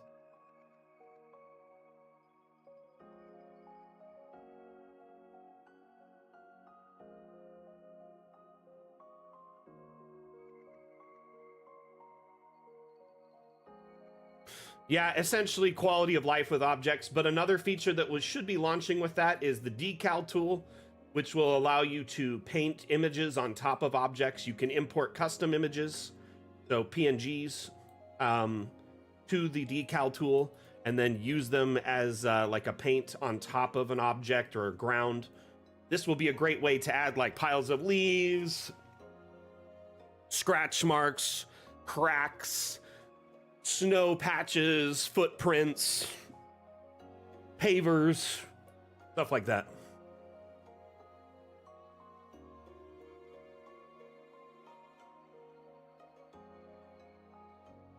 But Londell, yeah, this map is quite massive, and I plan to. This is a massive ancient cemetery, so there's going to be graves of all types going through it, right? 85 by 82, by the way. So essentially, over time, you would think graves kind of change in style too. Some people may have more money, so they have room for a bigger plot and a better grave. Others barely have any, so they had to dig them. You know, their family may have dug them, or they used whatever they had on hand to make a grave. You know, to represent or memorize, you know, to show memory to them or whatever. But as you can see, a lot of these are really basic with like wooden stuff or basic stone plinths, like nothing serious. Some are even vertical graves. Others are these columbariums where it's like just a simple item. Oh shoot, I didn't finish filling these. Got a couple rows there. I'll get on that next when we come back over here.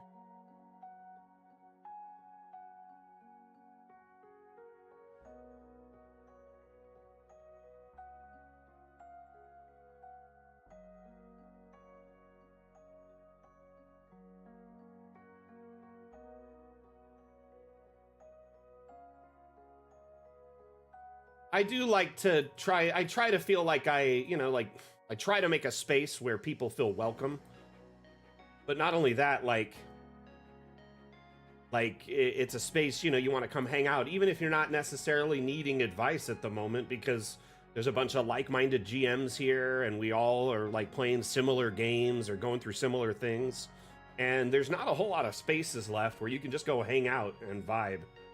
That's kind of my point, is I want to provide our community with a space to get support, hang out with like-minded map makers, GMs, and you know, share their adventures with their players, with the community, and you know, bounce ideas off of each other, and you know, get support for your map making, and you know, general place to be friends and vibe.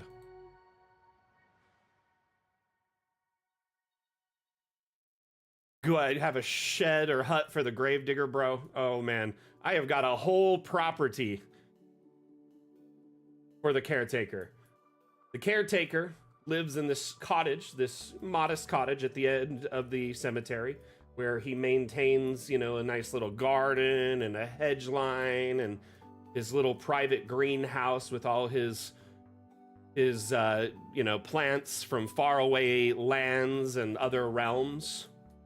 And then back here is his shed full of tools and some hay and composting and some manure. What is that under the manure, though?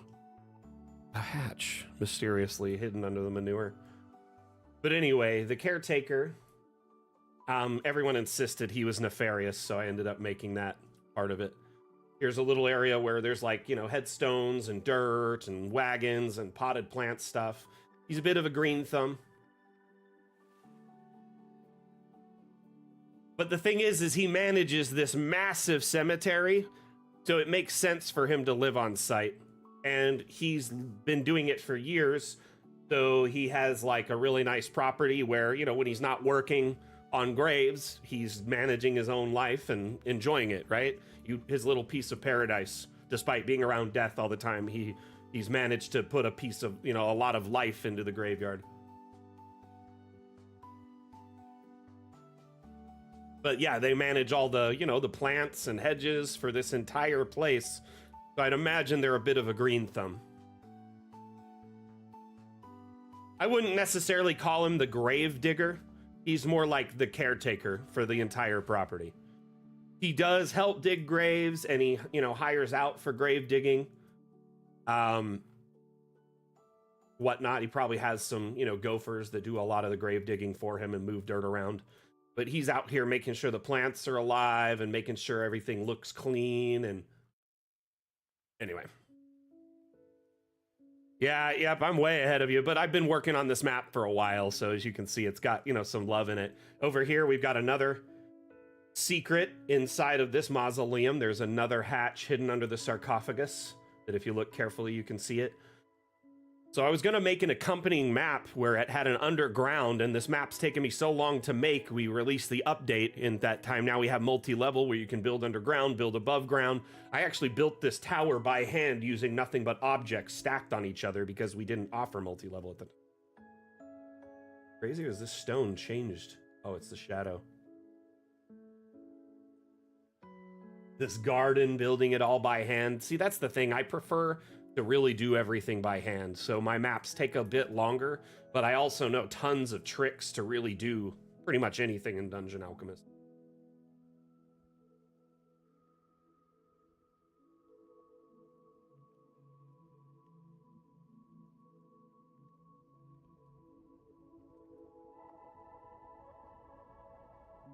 Heck, I'm really not even good at using the AI to generate rooms anymore.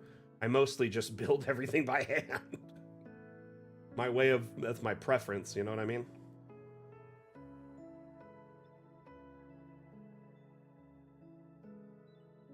But I love that Dungeon Alchemist offers the best of both worlds. I do wish it wasn't a legacy map, but honestly, after this is done, I'm probably going to move on to something smaller and not do the underground for this, or if I do come back and make it again, it'll be something different, like a smaller graveyard with an underground.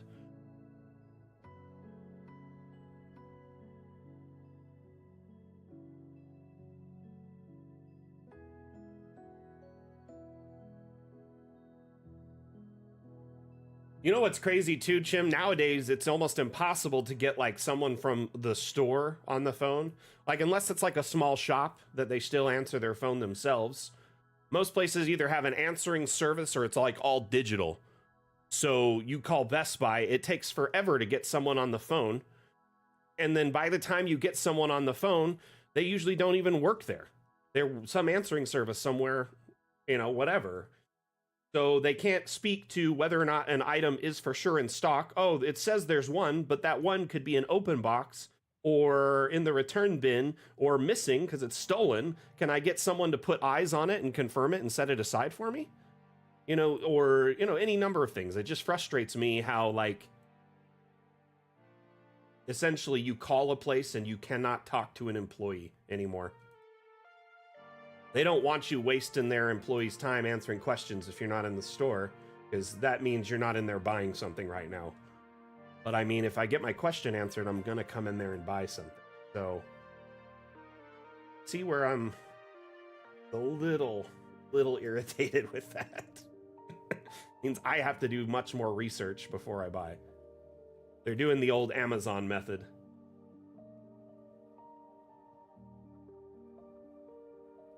Oh man, the catacombs for this would be insane. What I could do is use this map as a trace and then just make an underground that has access points that link up to it so it could be an accompanying map. Does that make sense? I think that would probably be the best route.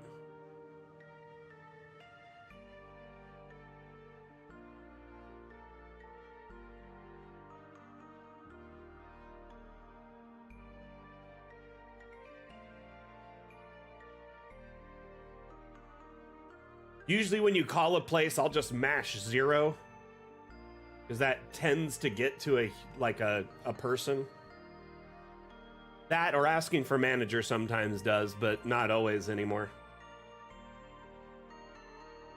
Man, that's like the millennial hill I'll die on. I don't know if I sound like a boomer or something for it, but I do miss like the age of customer service, and that's part of the reason I run these streams the way I do, and I insist we help our community the way I do, because like it's a lost art. Like companies would just rather ignore you than actually provide you assistance nowadays. Like they got your money, what else do they need from you anymore, right? Oh man, one thing I would love to see in Dungeon Alchemist in the future is the ability to lock an object. So Scooby, if I could get something added to Dungeon Alchemist, it would be the ability to lock an object.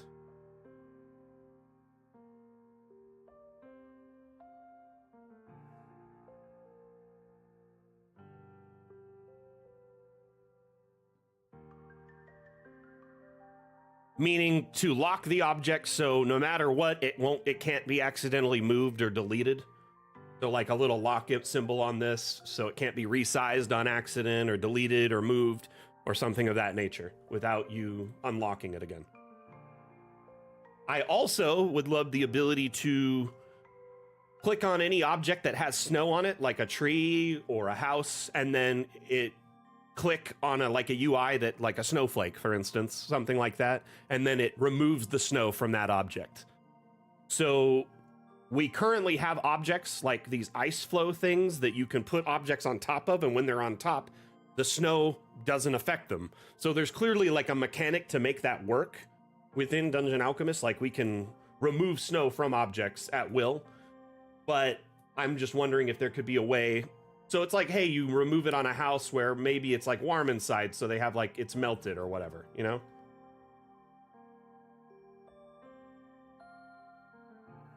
Wafa, go ahead, man.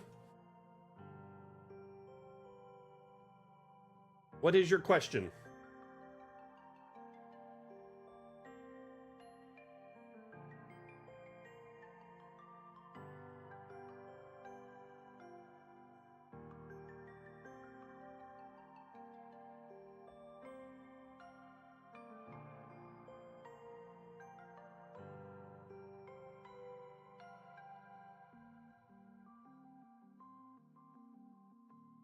Finding places I need to add lamps. Okay. Like the major exterior points.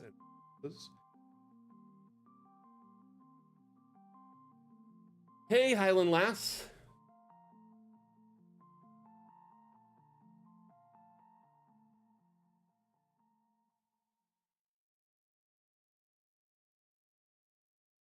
Wafa, you are, but you have to purchase it as a certain way on the Hero Forge website.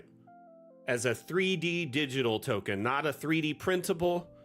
So if you download it, if you bought it as a 3D file, one that you can download in 3D print, it cannot be like directly linked to DA. You can still import it through the asset importer under the Steam Workshop tab. But here, let me find the Hero Forge video. I know I have one.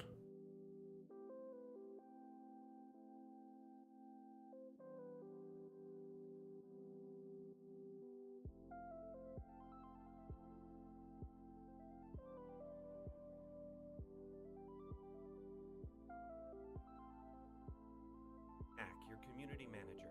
The latest update for Dungeon Alchemist has added the ability to use 1 linking Hero Forge. So, essentially, you're going to want to link your Hero Forge account to your Dungeon Alchemist, which you can find a key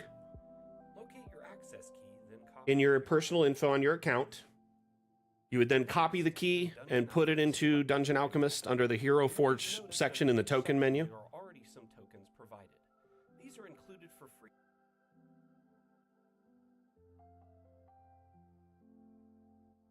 So,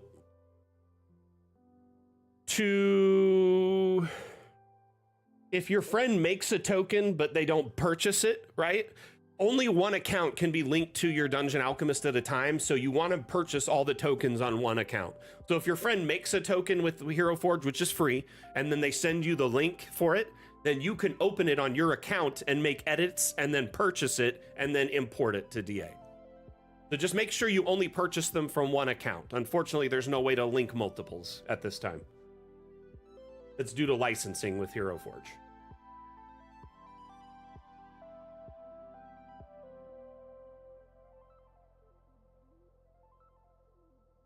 Half Pound, are you asking about this map here?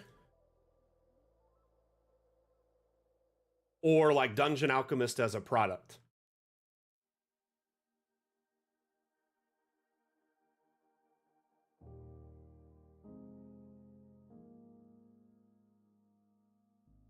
Indeed.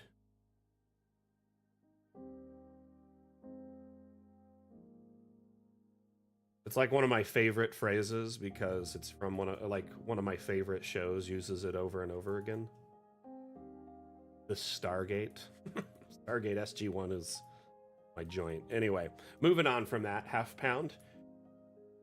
We basically this map I've been building it by hand, a little bit at a time for about a half hour, an hour each week, every Monday.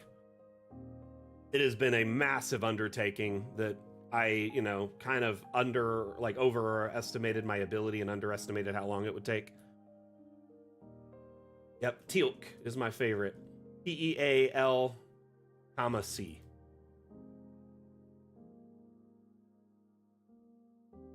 Indeed. Y'all want some Stargate fun? Actually, I built this the other day with my missus. Saw it online, I had to get it. I've been trying to do more like crafts. Things that I want to do more.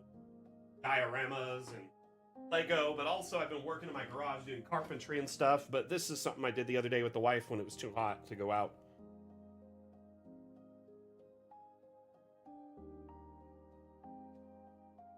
My Choppa eye.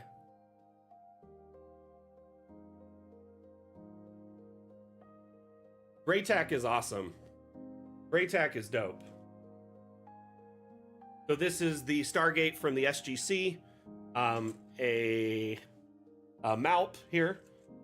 And then also a, what do they call these? One of their generators for Naquita generator. Little thing there in the front by my thumb. Anyway, pretty cool. Oh, that's cool, Guafa. Christopher Judge is actually a pretty dope actor. I mean, he's had an interesting career. Did you all know he's Kratos? Octo, thank you. Yeah, that's a Stargate. Martoof is also an amazing... first off, the Tok'ra are so intriguing to me in Stargate. Don't get me started. I could talk about Stargate forever. But yeah, Martoof is an interesting character for sure. I loved the one episode where all the different Stargate teams from different dimensions are coming through the gate, and one of the teams has Martoof on it, which I always wanted to see some Tok'ra on the SG-1 teams.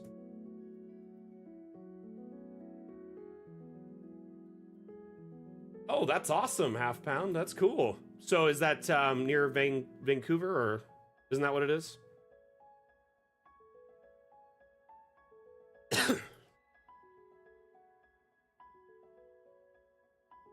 There's a lot of people in this channel who like Stargate, mainly because I can't stop talking about it in between my map making. Trying to decide what to work on next. Let's add some trees and some shrubs and stuff. I could do a line of shrubs down this, which could be neat. Like hedges. Some buxus. I also, you get irritated with the Tok'ra, and it's like every race that the humans run into, they're like, yeah, you're too young, you're too arrogant, you can't get any technology, we won't share intel with you. Feel bad for the humans because they're just doing their best to try and survive. But at the same time, yeah, they are kind of arrogant in their own right, and they think they just deserve access to all this stuff. Flowers and personal items will be something I do last. I usually do little personal effects and details like that at the very end.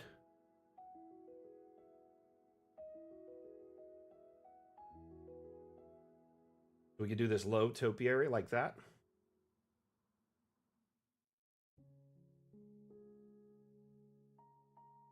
And then just kind of keep them in line all the way down.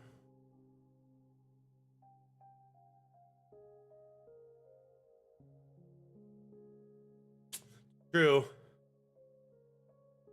But the Tok'ra were, doing the whole long con stealth game using secrecy and, and they also couldn't regenerate. They didn't have the numbers humans did. Essentially, they had a limited amount of symbiotes, and that was it. So the Tok'ra, they did the best they could, I feel like. But yes, I agree. The humans got a lot done in a short amount of time. I own the DVD sets for, Stargate the movie, and then SG-1, all 10 seasons, and then Stargate Atlantis, all the seasons, Stargate Universe, all the seasons. And then I have them ripped, and they're on my media server. So pretty much any, TV in my house at any time can just load them up and watch them. We're in this house, we Jaffa Cree. We...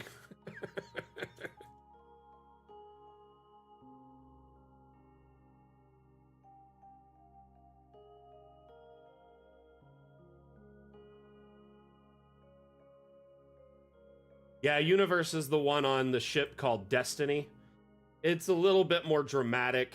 I feel like they were kind of going for the whole, I don't know, CW drama meets sci-fi. And the show didn't really pick up until pretty much right before it got canceled. So by the time it started getting good, it pretty much was done. And it suffered from a few different things, like the writer's strike and some shifts and changes in Hollywood and also at MGM. I don't know if we'll ever get a show quite like Stargate ever again. First off, they only do 10 episode seasons now of anything. So, you got to build up a story in 10 episodes, and it's hard to get attached to different characters and interested in their backgrounds and storyline when, it's essentially just a rushed product every time.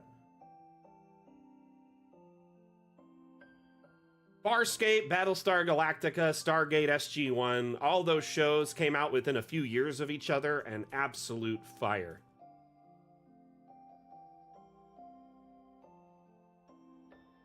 A few of the Farscape actors were actors in Stargate in the later seasons. Ben Browder and Claudia Black from Farscape were also in Stargate later on, and I just absolutely love them. And then you also had characters from Firefly in Stargate later on. Morena Baccarin was the leader of the Ori, the Orosai. I like that little hedge. What do you guys think? That add a nice vibe, or should it be a taller one? I kind of like that it's thin, simple.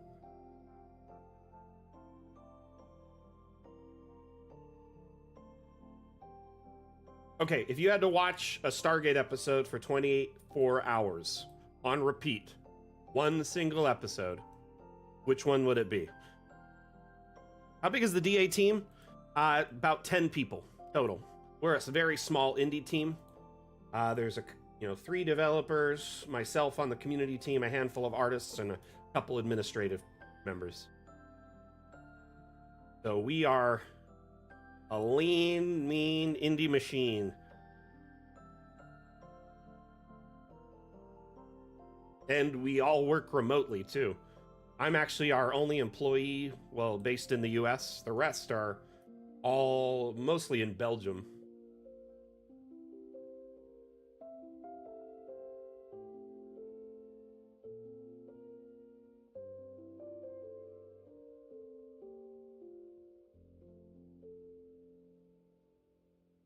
Yep, Jules State also was in Atlantis. Yep.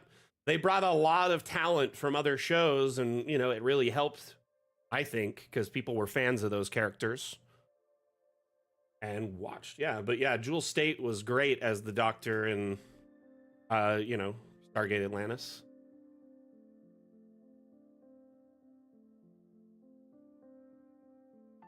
Oh, Supreme Supreme Commander Thor. Kinsey is, oh, I hate him so much. Oh my goodness. And they do such a good job of making you hate him. Like, they did a great job of really bringing the bureaucracy in it all, because there would be so much red tape and paperwork behind the scenes of a place like, you know, the SGC. People vying for power. Oh my gosh, yes. You definitely, the actor is great. Isn't he in Star Trek as well? He's like a commander or a captain or something in Stargate, or not Stargate, in Star Trek. I don't know what he does in Star Trek. He's in DS9? Okay.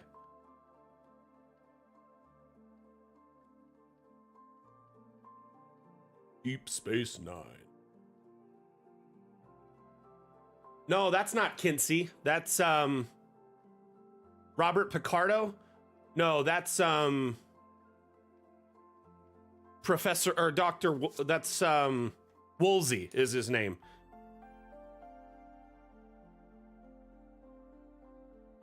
So Woolsey is yeah, he ends up running the Atlantis base for a while in the later seasons. Honestly, he has a good growth as a character. I appreciate character growth. That's another thing that I love about Stargate. Characters you hate in the beginning end up, they grow as characters and become better, like McKay. Rodney McKay is so insufferable early on, and then later on he is like a caring, well-mannered human being who cares about others and will sacrifice himself. Oh, Woolsey immediately knew he was in over his head. He thought that just reading reports was all it took to run Atlantis. And like, and he immediately started deferring to everyone's judgment, because he's like, man, I can't do this by following the rules. There's no way. Like, his first day, he was drinking some wine and they're like, are you okay? And he's like, I broke so many rules today. He's just stressed about it.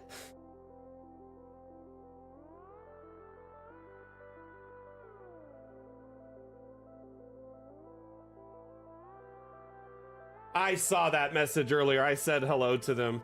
Yeah, honestly, I'm sorry I let my Stargate fandom leak into the stream, because we're supposed to be here just talking about maps and tabletop gaming, but Stargate's just so good. I really have to just let everyone know about it.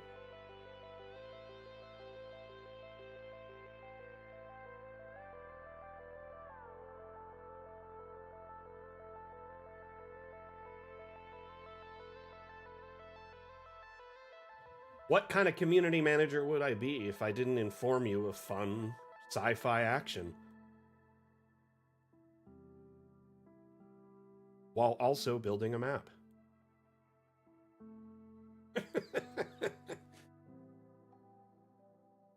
D&D big in Belgium? That's a good question. I know that one of my bosses plays Pathfinder. The other one casually plays D&D. I don't know if it's as big as Pathfinder is here. I don't know. From what I understand, though, that it seems to be tabletop gaming is pretty big everywhere. You know what I mean?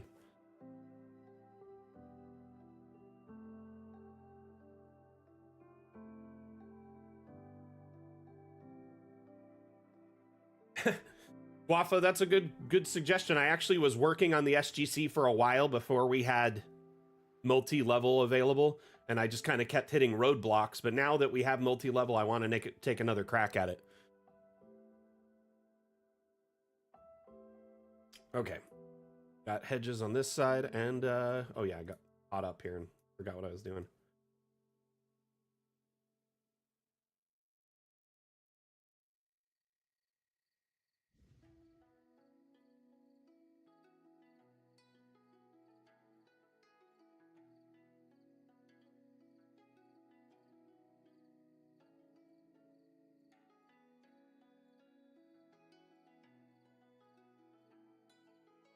Played Captain Edward Jellicoe. Gotcha. I also think that, what's her name? Weir, she also played a character in Star Trek. And Michael, the Wraith from Stargate Atlantis, also played a character in Star Trek.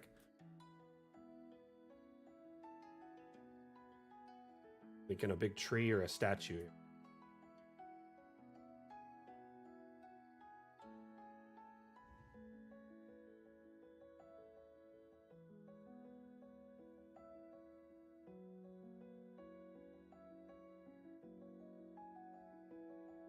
That, or I could make an opening and put like a little bench in here.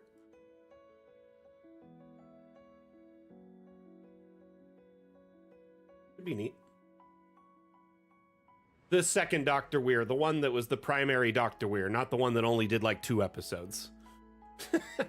The one that played Dr. Weir pretty much extensively. Exclusively, I mean.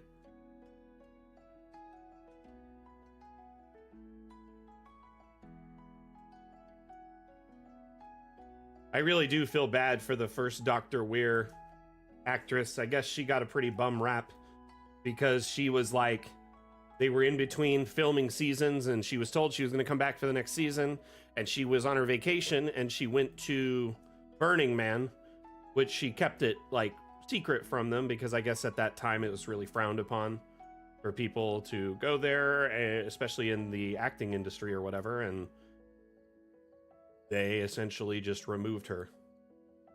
Did the stream die? Huh.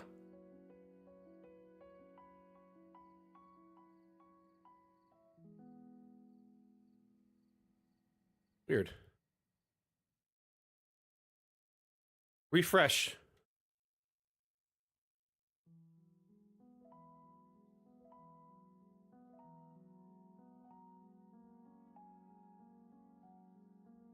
You'd like to see Fog of War? You know, one thing to consider though with Dungeon Alchemist is it is not necessarily a virtual tabletop. It's a map making tool and an immersion utility. So things like Fog of War aren't necessarily high on our priority list at the moment. And that's not to say it will never happen, but it's not necessarily anything we promised either in our Kickstarter. So if we do get around to adding it, it'll likely be after we leave early access. But what I think will end up happening is our devs will likely release, you know, some sort of I think they'll end up releasing some sort of complementary product that would allow you to utilize Dungeon Alchemist to the fullest.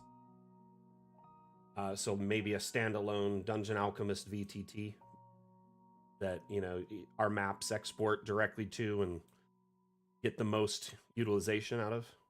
Now that's just speculation at the moment.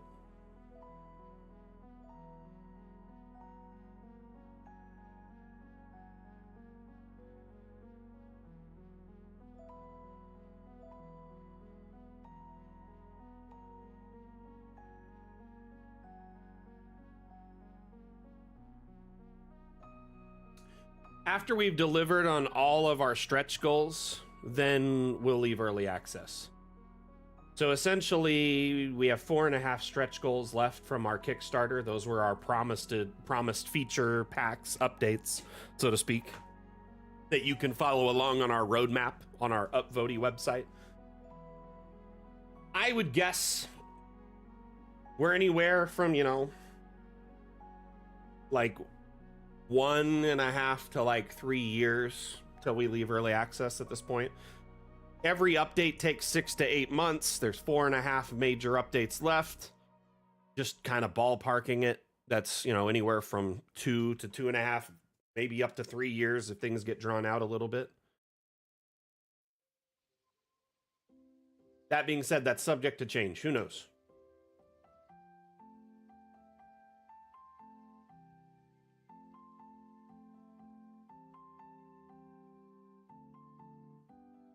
I'm going to do another set of benches, but I think I'm going to do these.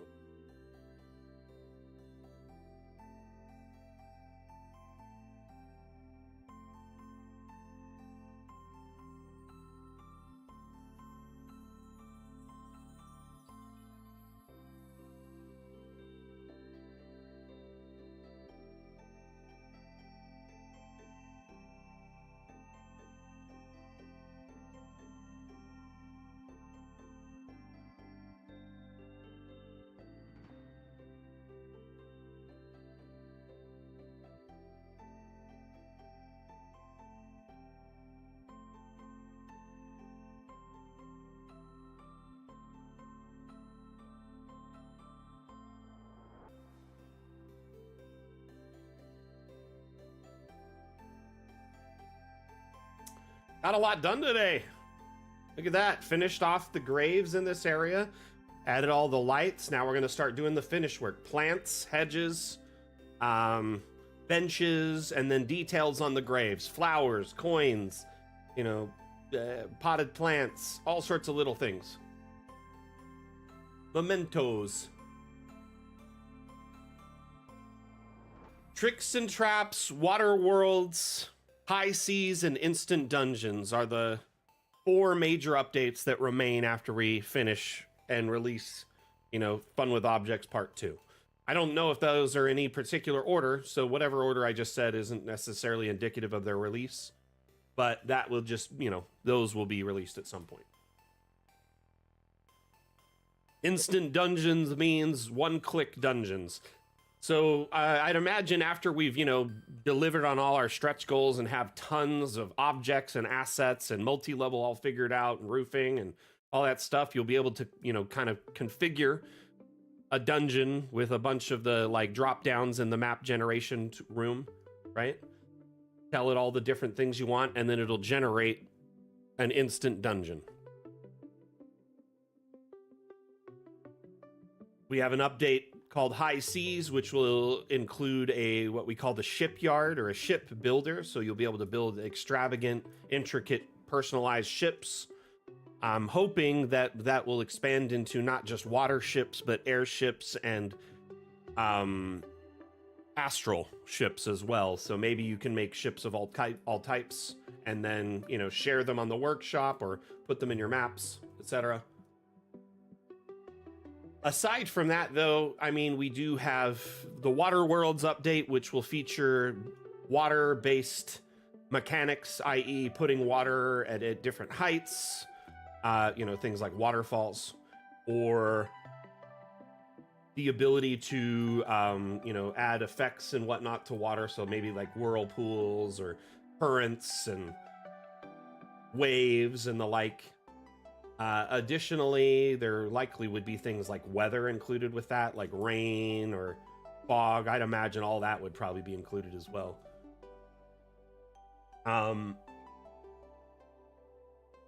Yeah. So quite a bit on the horizon for the Dungeon Alchemist team and community. Just, it's a lot of work. Our dev team now though is pretty much all back in the office, so they will be busting out fixes and patches for reported bugs for the last month, after this release. And then after they've, kind of fine-tuned where Fun with Objects is at, then they'll start working on the new add-ons, quality of life improvements, features, etc. for Fun with Objects Part 2.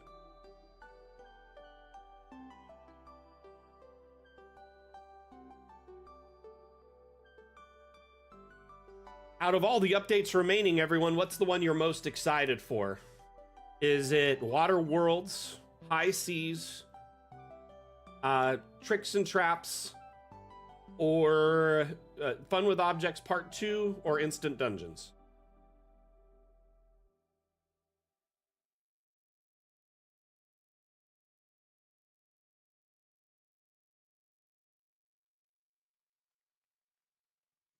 There's a map called Pirates Cove. Let's take a look at it, and I'll tell you how. I can pretty much explain how any map was made in Dungeon Alchemist. I'm really good at reverse engineering these bad boys. If it's the one I'm thinking, I know exactly how it was.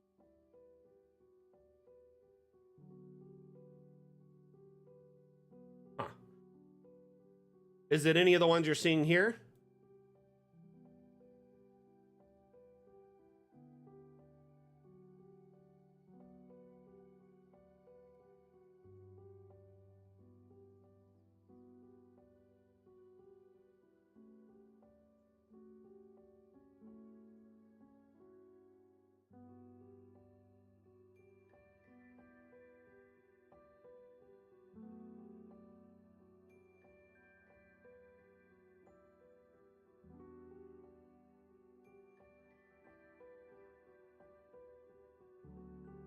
Did you see it anywhere there?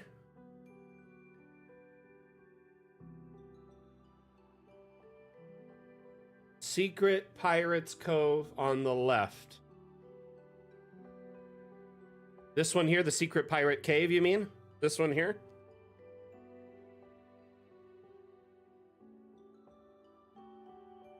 Okay. Yeah, this one's an interesting one for sure.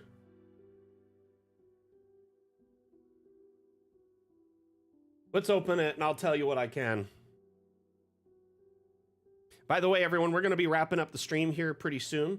So if you have any last minute questions, concerns, feedback, suggestions that you'd like me to answer or pass on to the dev team, please let me know here in the next couple minutes so we can get them addressed.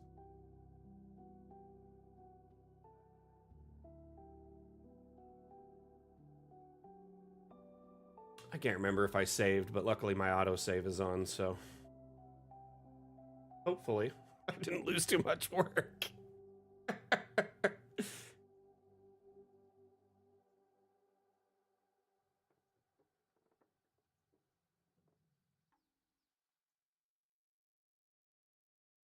Ooh, that just popped randomly.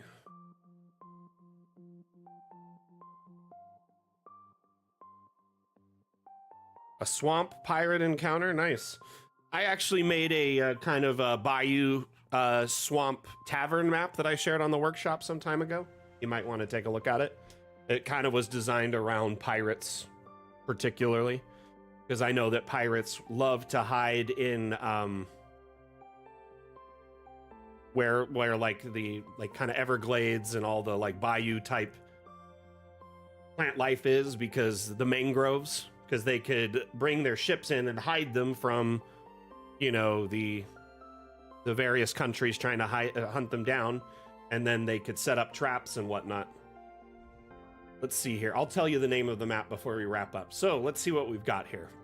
So this map, first off, let's check out the biome. You can open up this tab here, the terrain tab, and go to change biome. Interesting. They're in the skeletal plains biome. A pick. Wouldn't have guessed that. I would have thought they were in a cave biome. So it looks like they made all of this caving here. Right? Almost all of it is done by hand using rocks. Some of it is the terrain brushes, but for the most part, I'd say it's all rocks.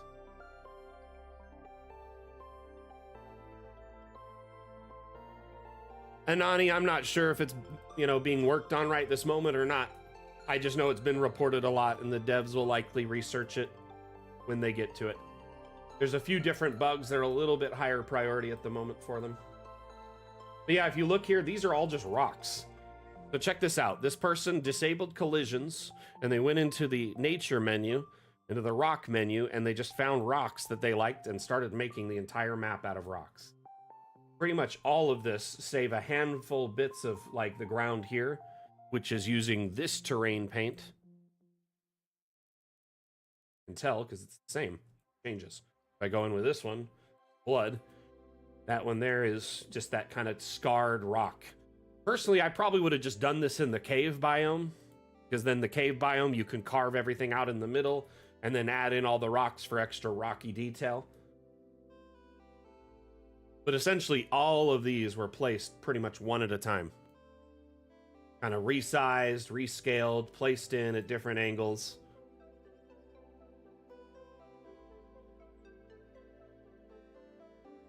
No, it's no problem, Anani. Sorry, I wish I knew the answer, my friend. I just don't know. They're likely working on it. The person who will fix it would be most likely Quentin, and Quentin literally just got back into the office today. So I'm assuming it's on his to-do list. But yeah, pretty much all of these objects, all of these rocks, these were placed by hand. They just found different rocks and put them up, and they're like, oh, this looks good. A lot of by hand work to make this go effectively.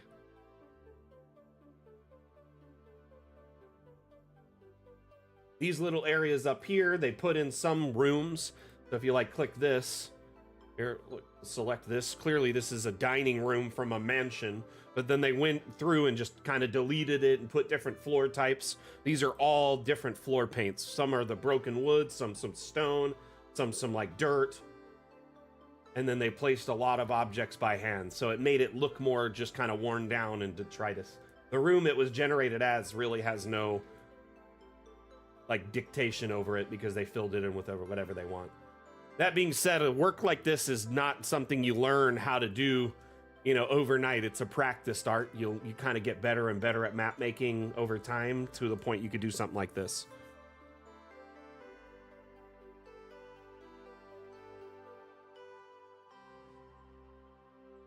You tried to edit it to fit it in. I just messed it up. What do you mean you edited it to fit it in? Scooby. Edit what? I'll try and help you out if I can. The resealed pipes thing, though, I will talk to the devs about and see if I can find anything out about it.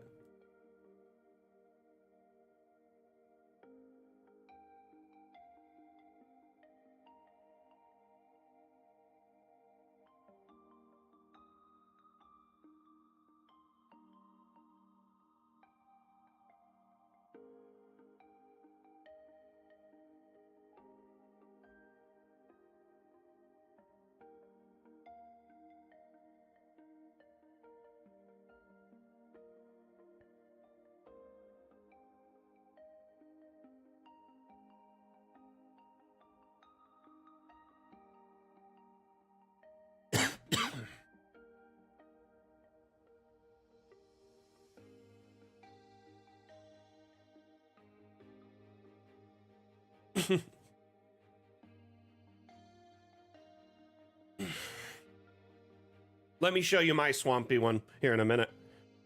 I just wanted to see how much of my map I had saved.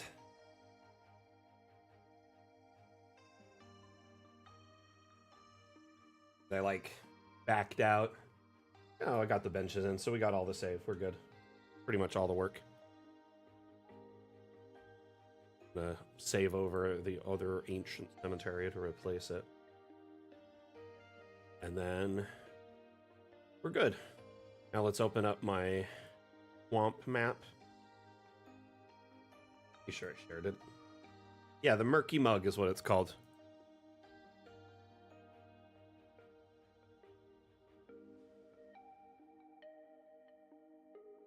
So it's a tavern in a bayou, in a mangrove bayou, jungle type bayou thing.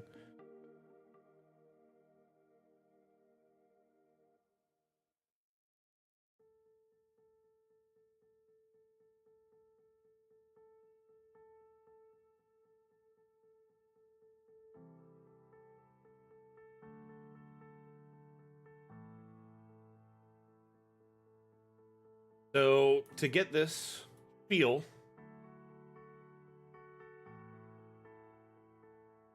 you see down here, there's like a docking area for them to pull up on their boats.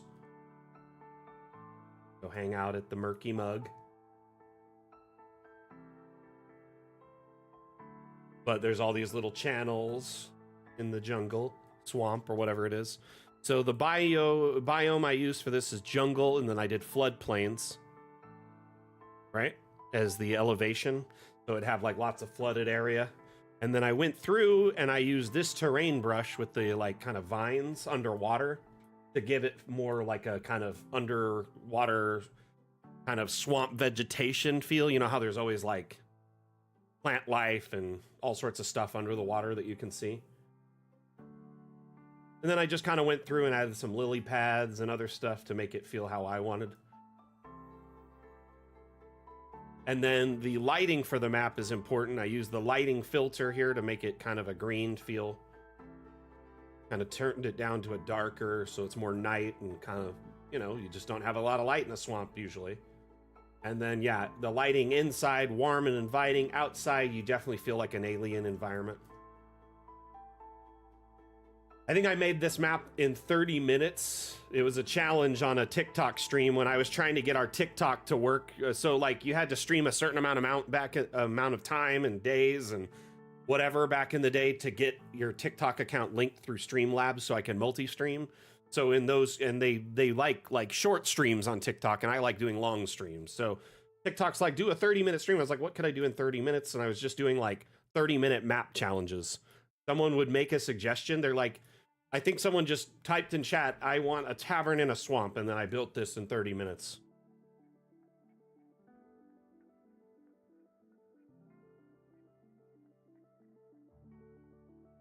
Anyway, all right, everyone, thank you for tuning in. We're going to wrap it up. Had a lot of fun with today's stream.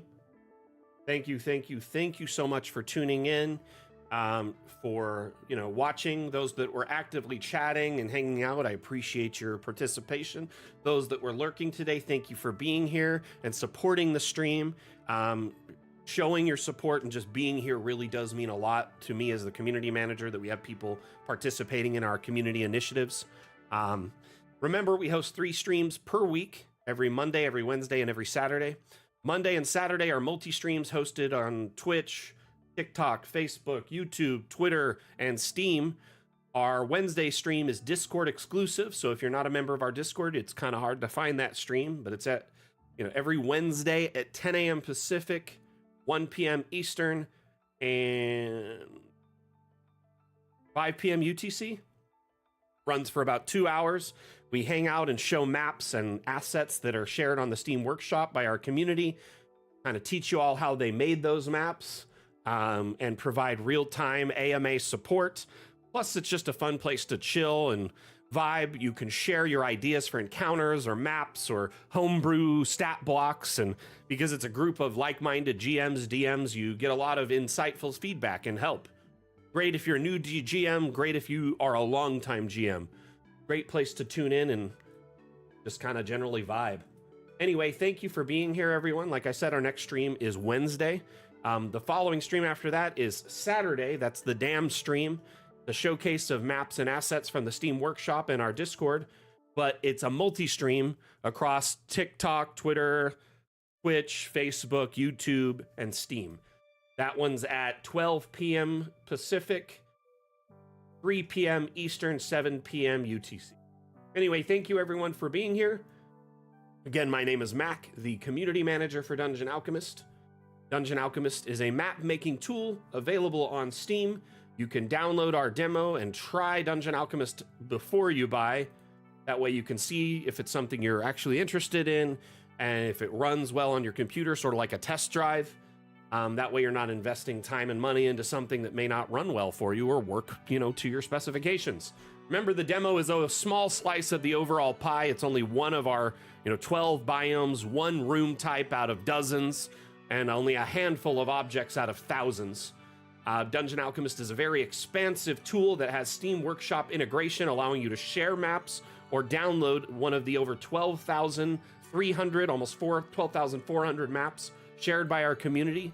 And almost 10,000, is it over 10,000 assets now, shared by our community. So some of these even go into other aesthetics like modern, sci-fi, cyberpunk, Fallout, etc. I've seen people make very, very detailed, beautiful maps in those aesthetics now, thanks to the shared assets on the Steam Workshop or the ability to import assets yourself through the asset importer. Remember, these features are only available in the full version of Dungeon Alchemist, though, so you must own a copy if you want to take advantage of that. We will be running a short Dungeon Alchemist themed ad, and then we will be wrapping up the stream. Thanks again, everyone, for tuning in. We'll see you next time. I give a damn. Back out. Bye. Moment. Mute the music. Over to the ad. But can it handle curves? But can it handle curves? But can it handle curves? But can it handle curves? Dungeon Alchemist, the AI-powered map-making application for role-playing games, now comes with both round and diagonal walls. Create amazing professional maps for your players in seconds. Get it now on the Steam store. All right, everyone. Thanks again for watching. Remember, today's hotfix released the stairs, freed the stairs. Your stairs now work as expected and intended. Meaning if you disable collisions in the object menu, you can now resize and raise and lower stairs without impunity. Remember, once you do that, they won't act like the new multi-level stairs where they dynamically cut holes. So keep that in mind. Thank you again for being here. We'll see you all later. Mac out. Bye.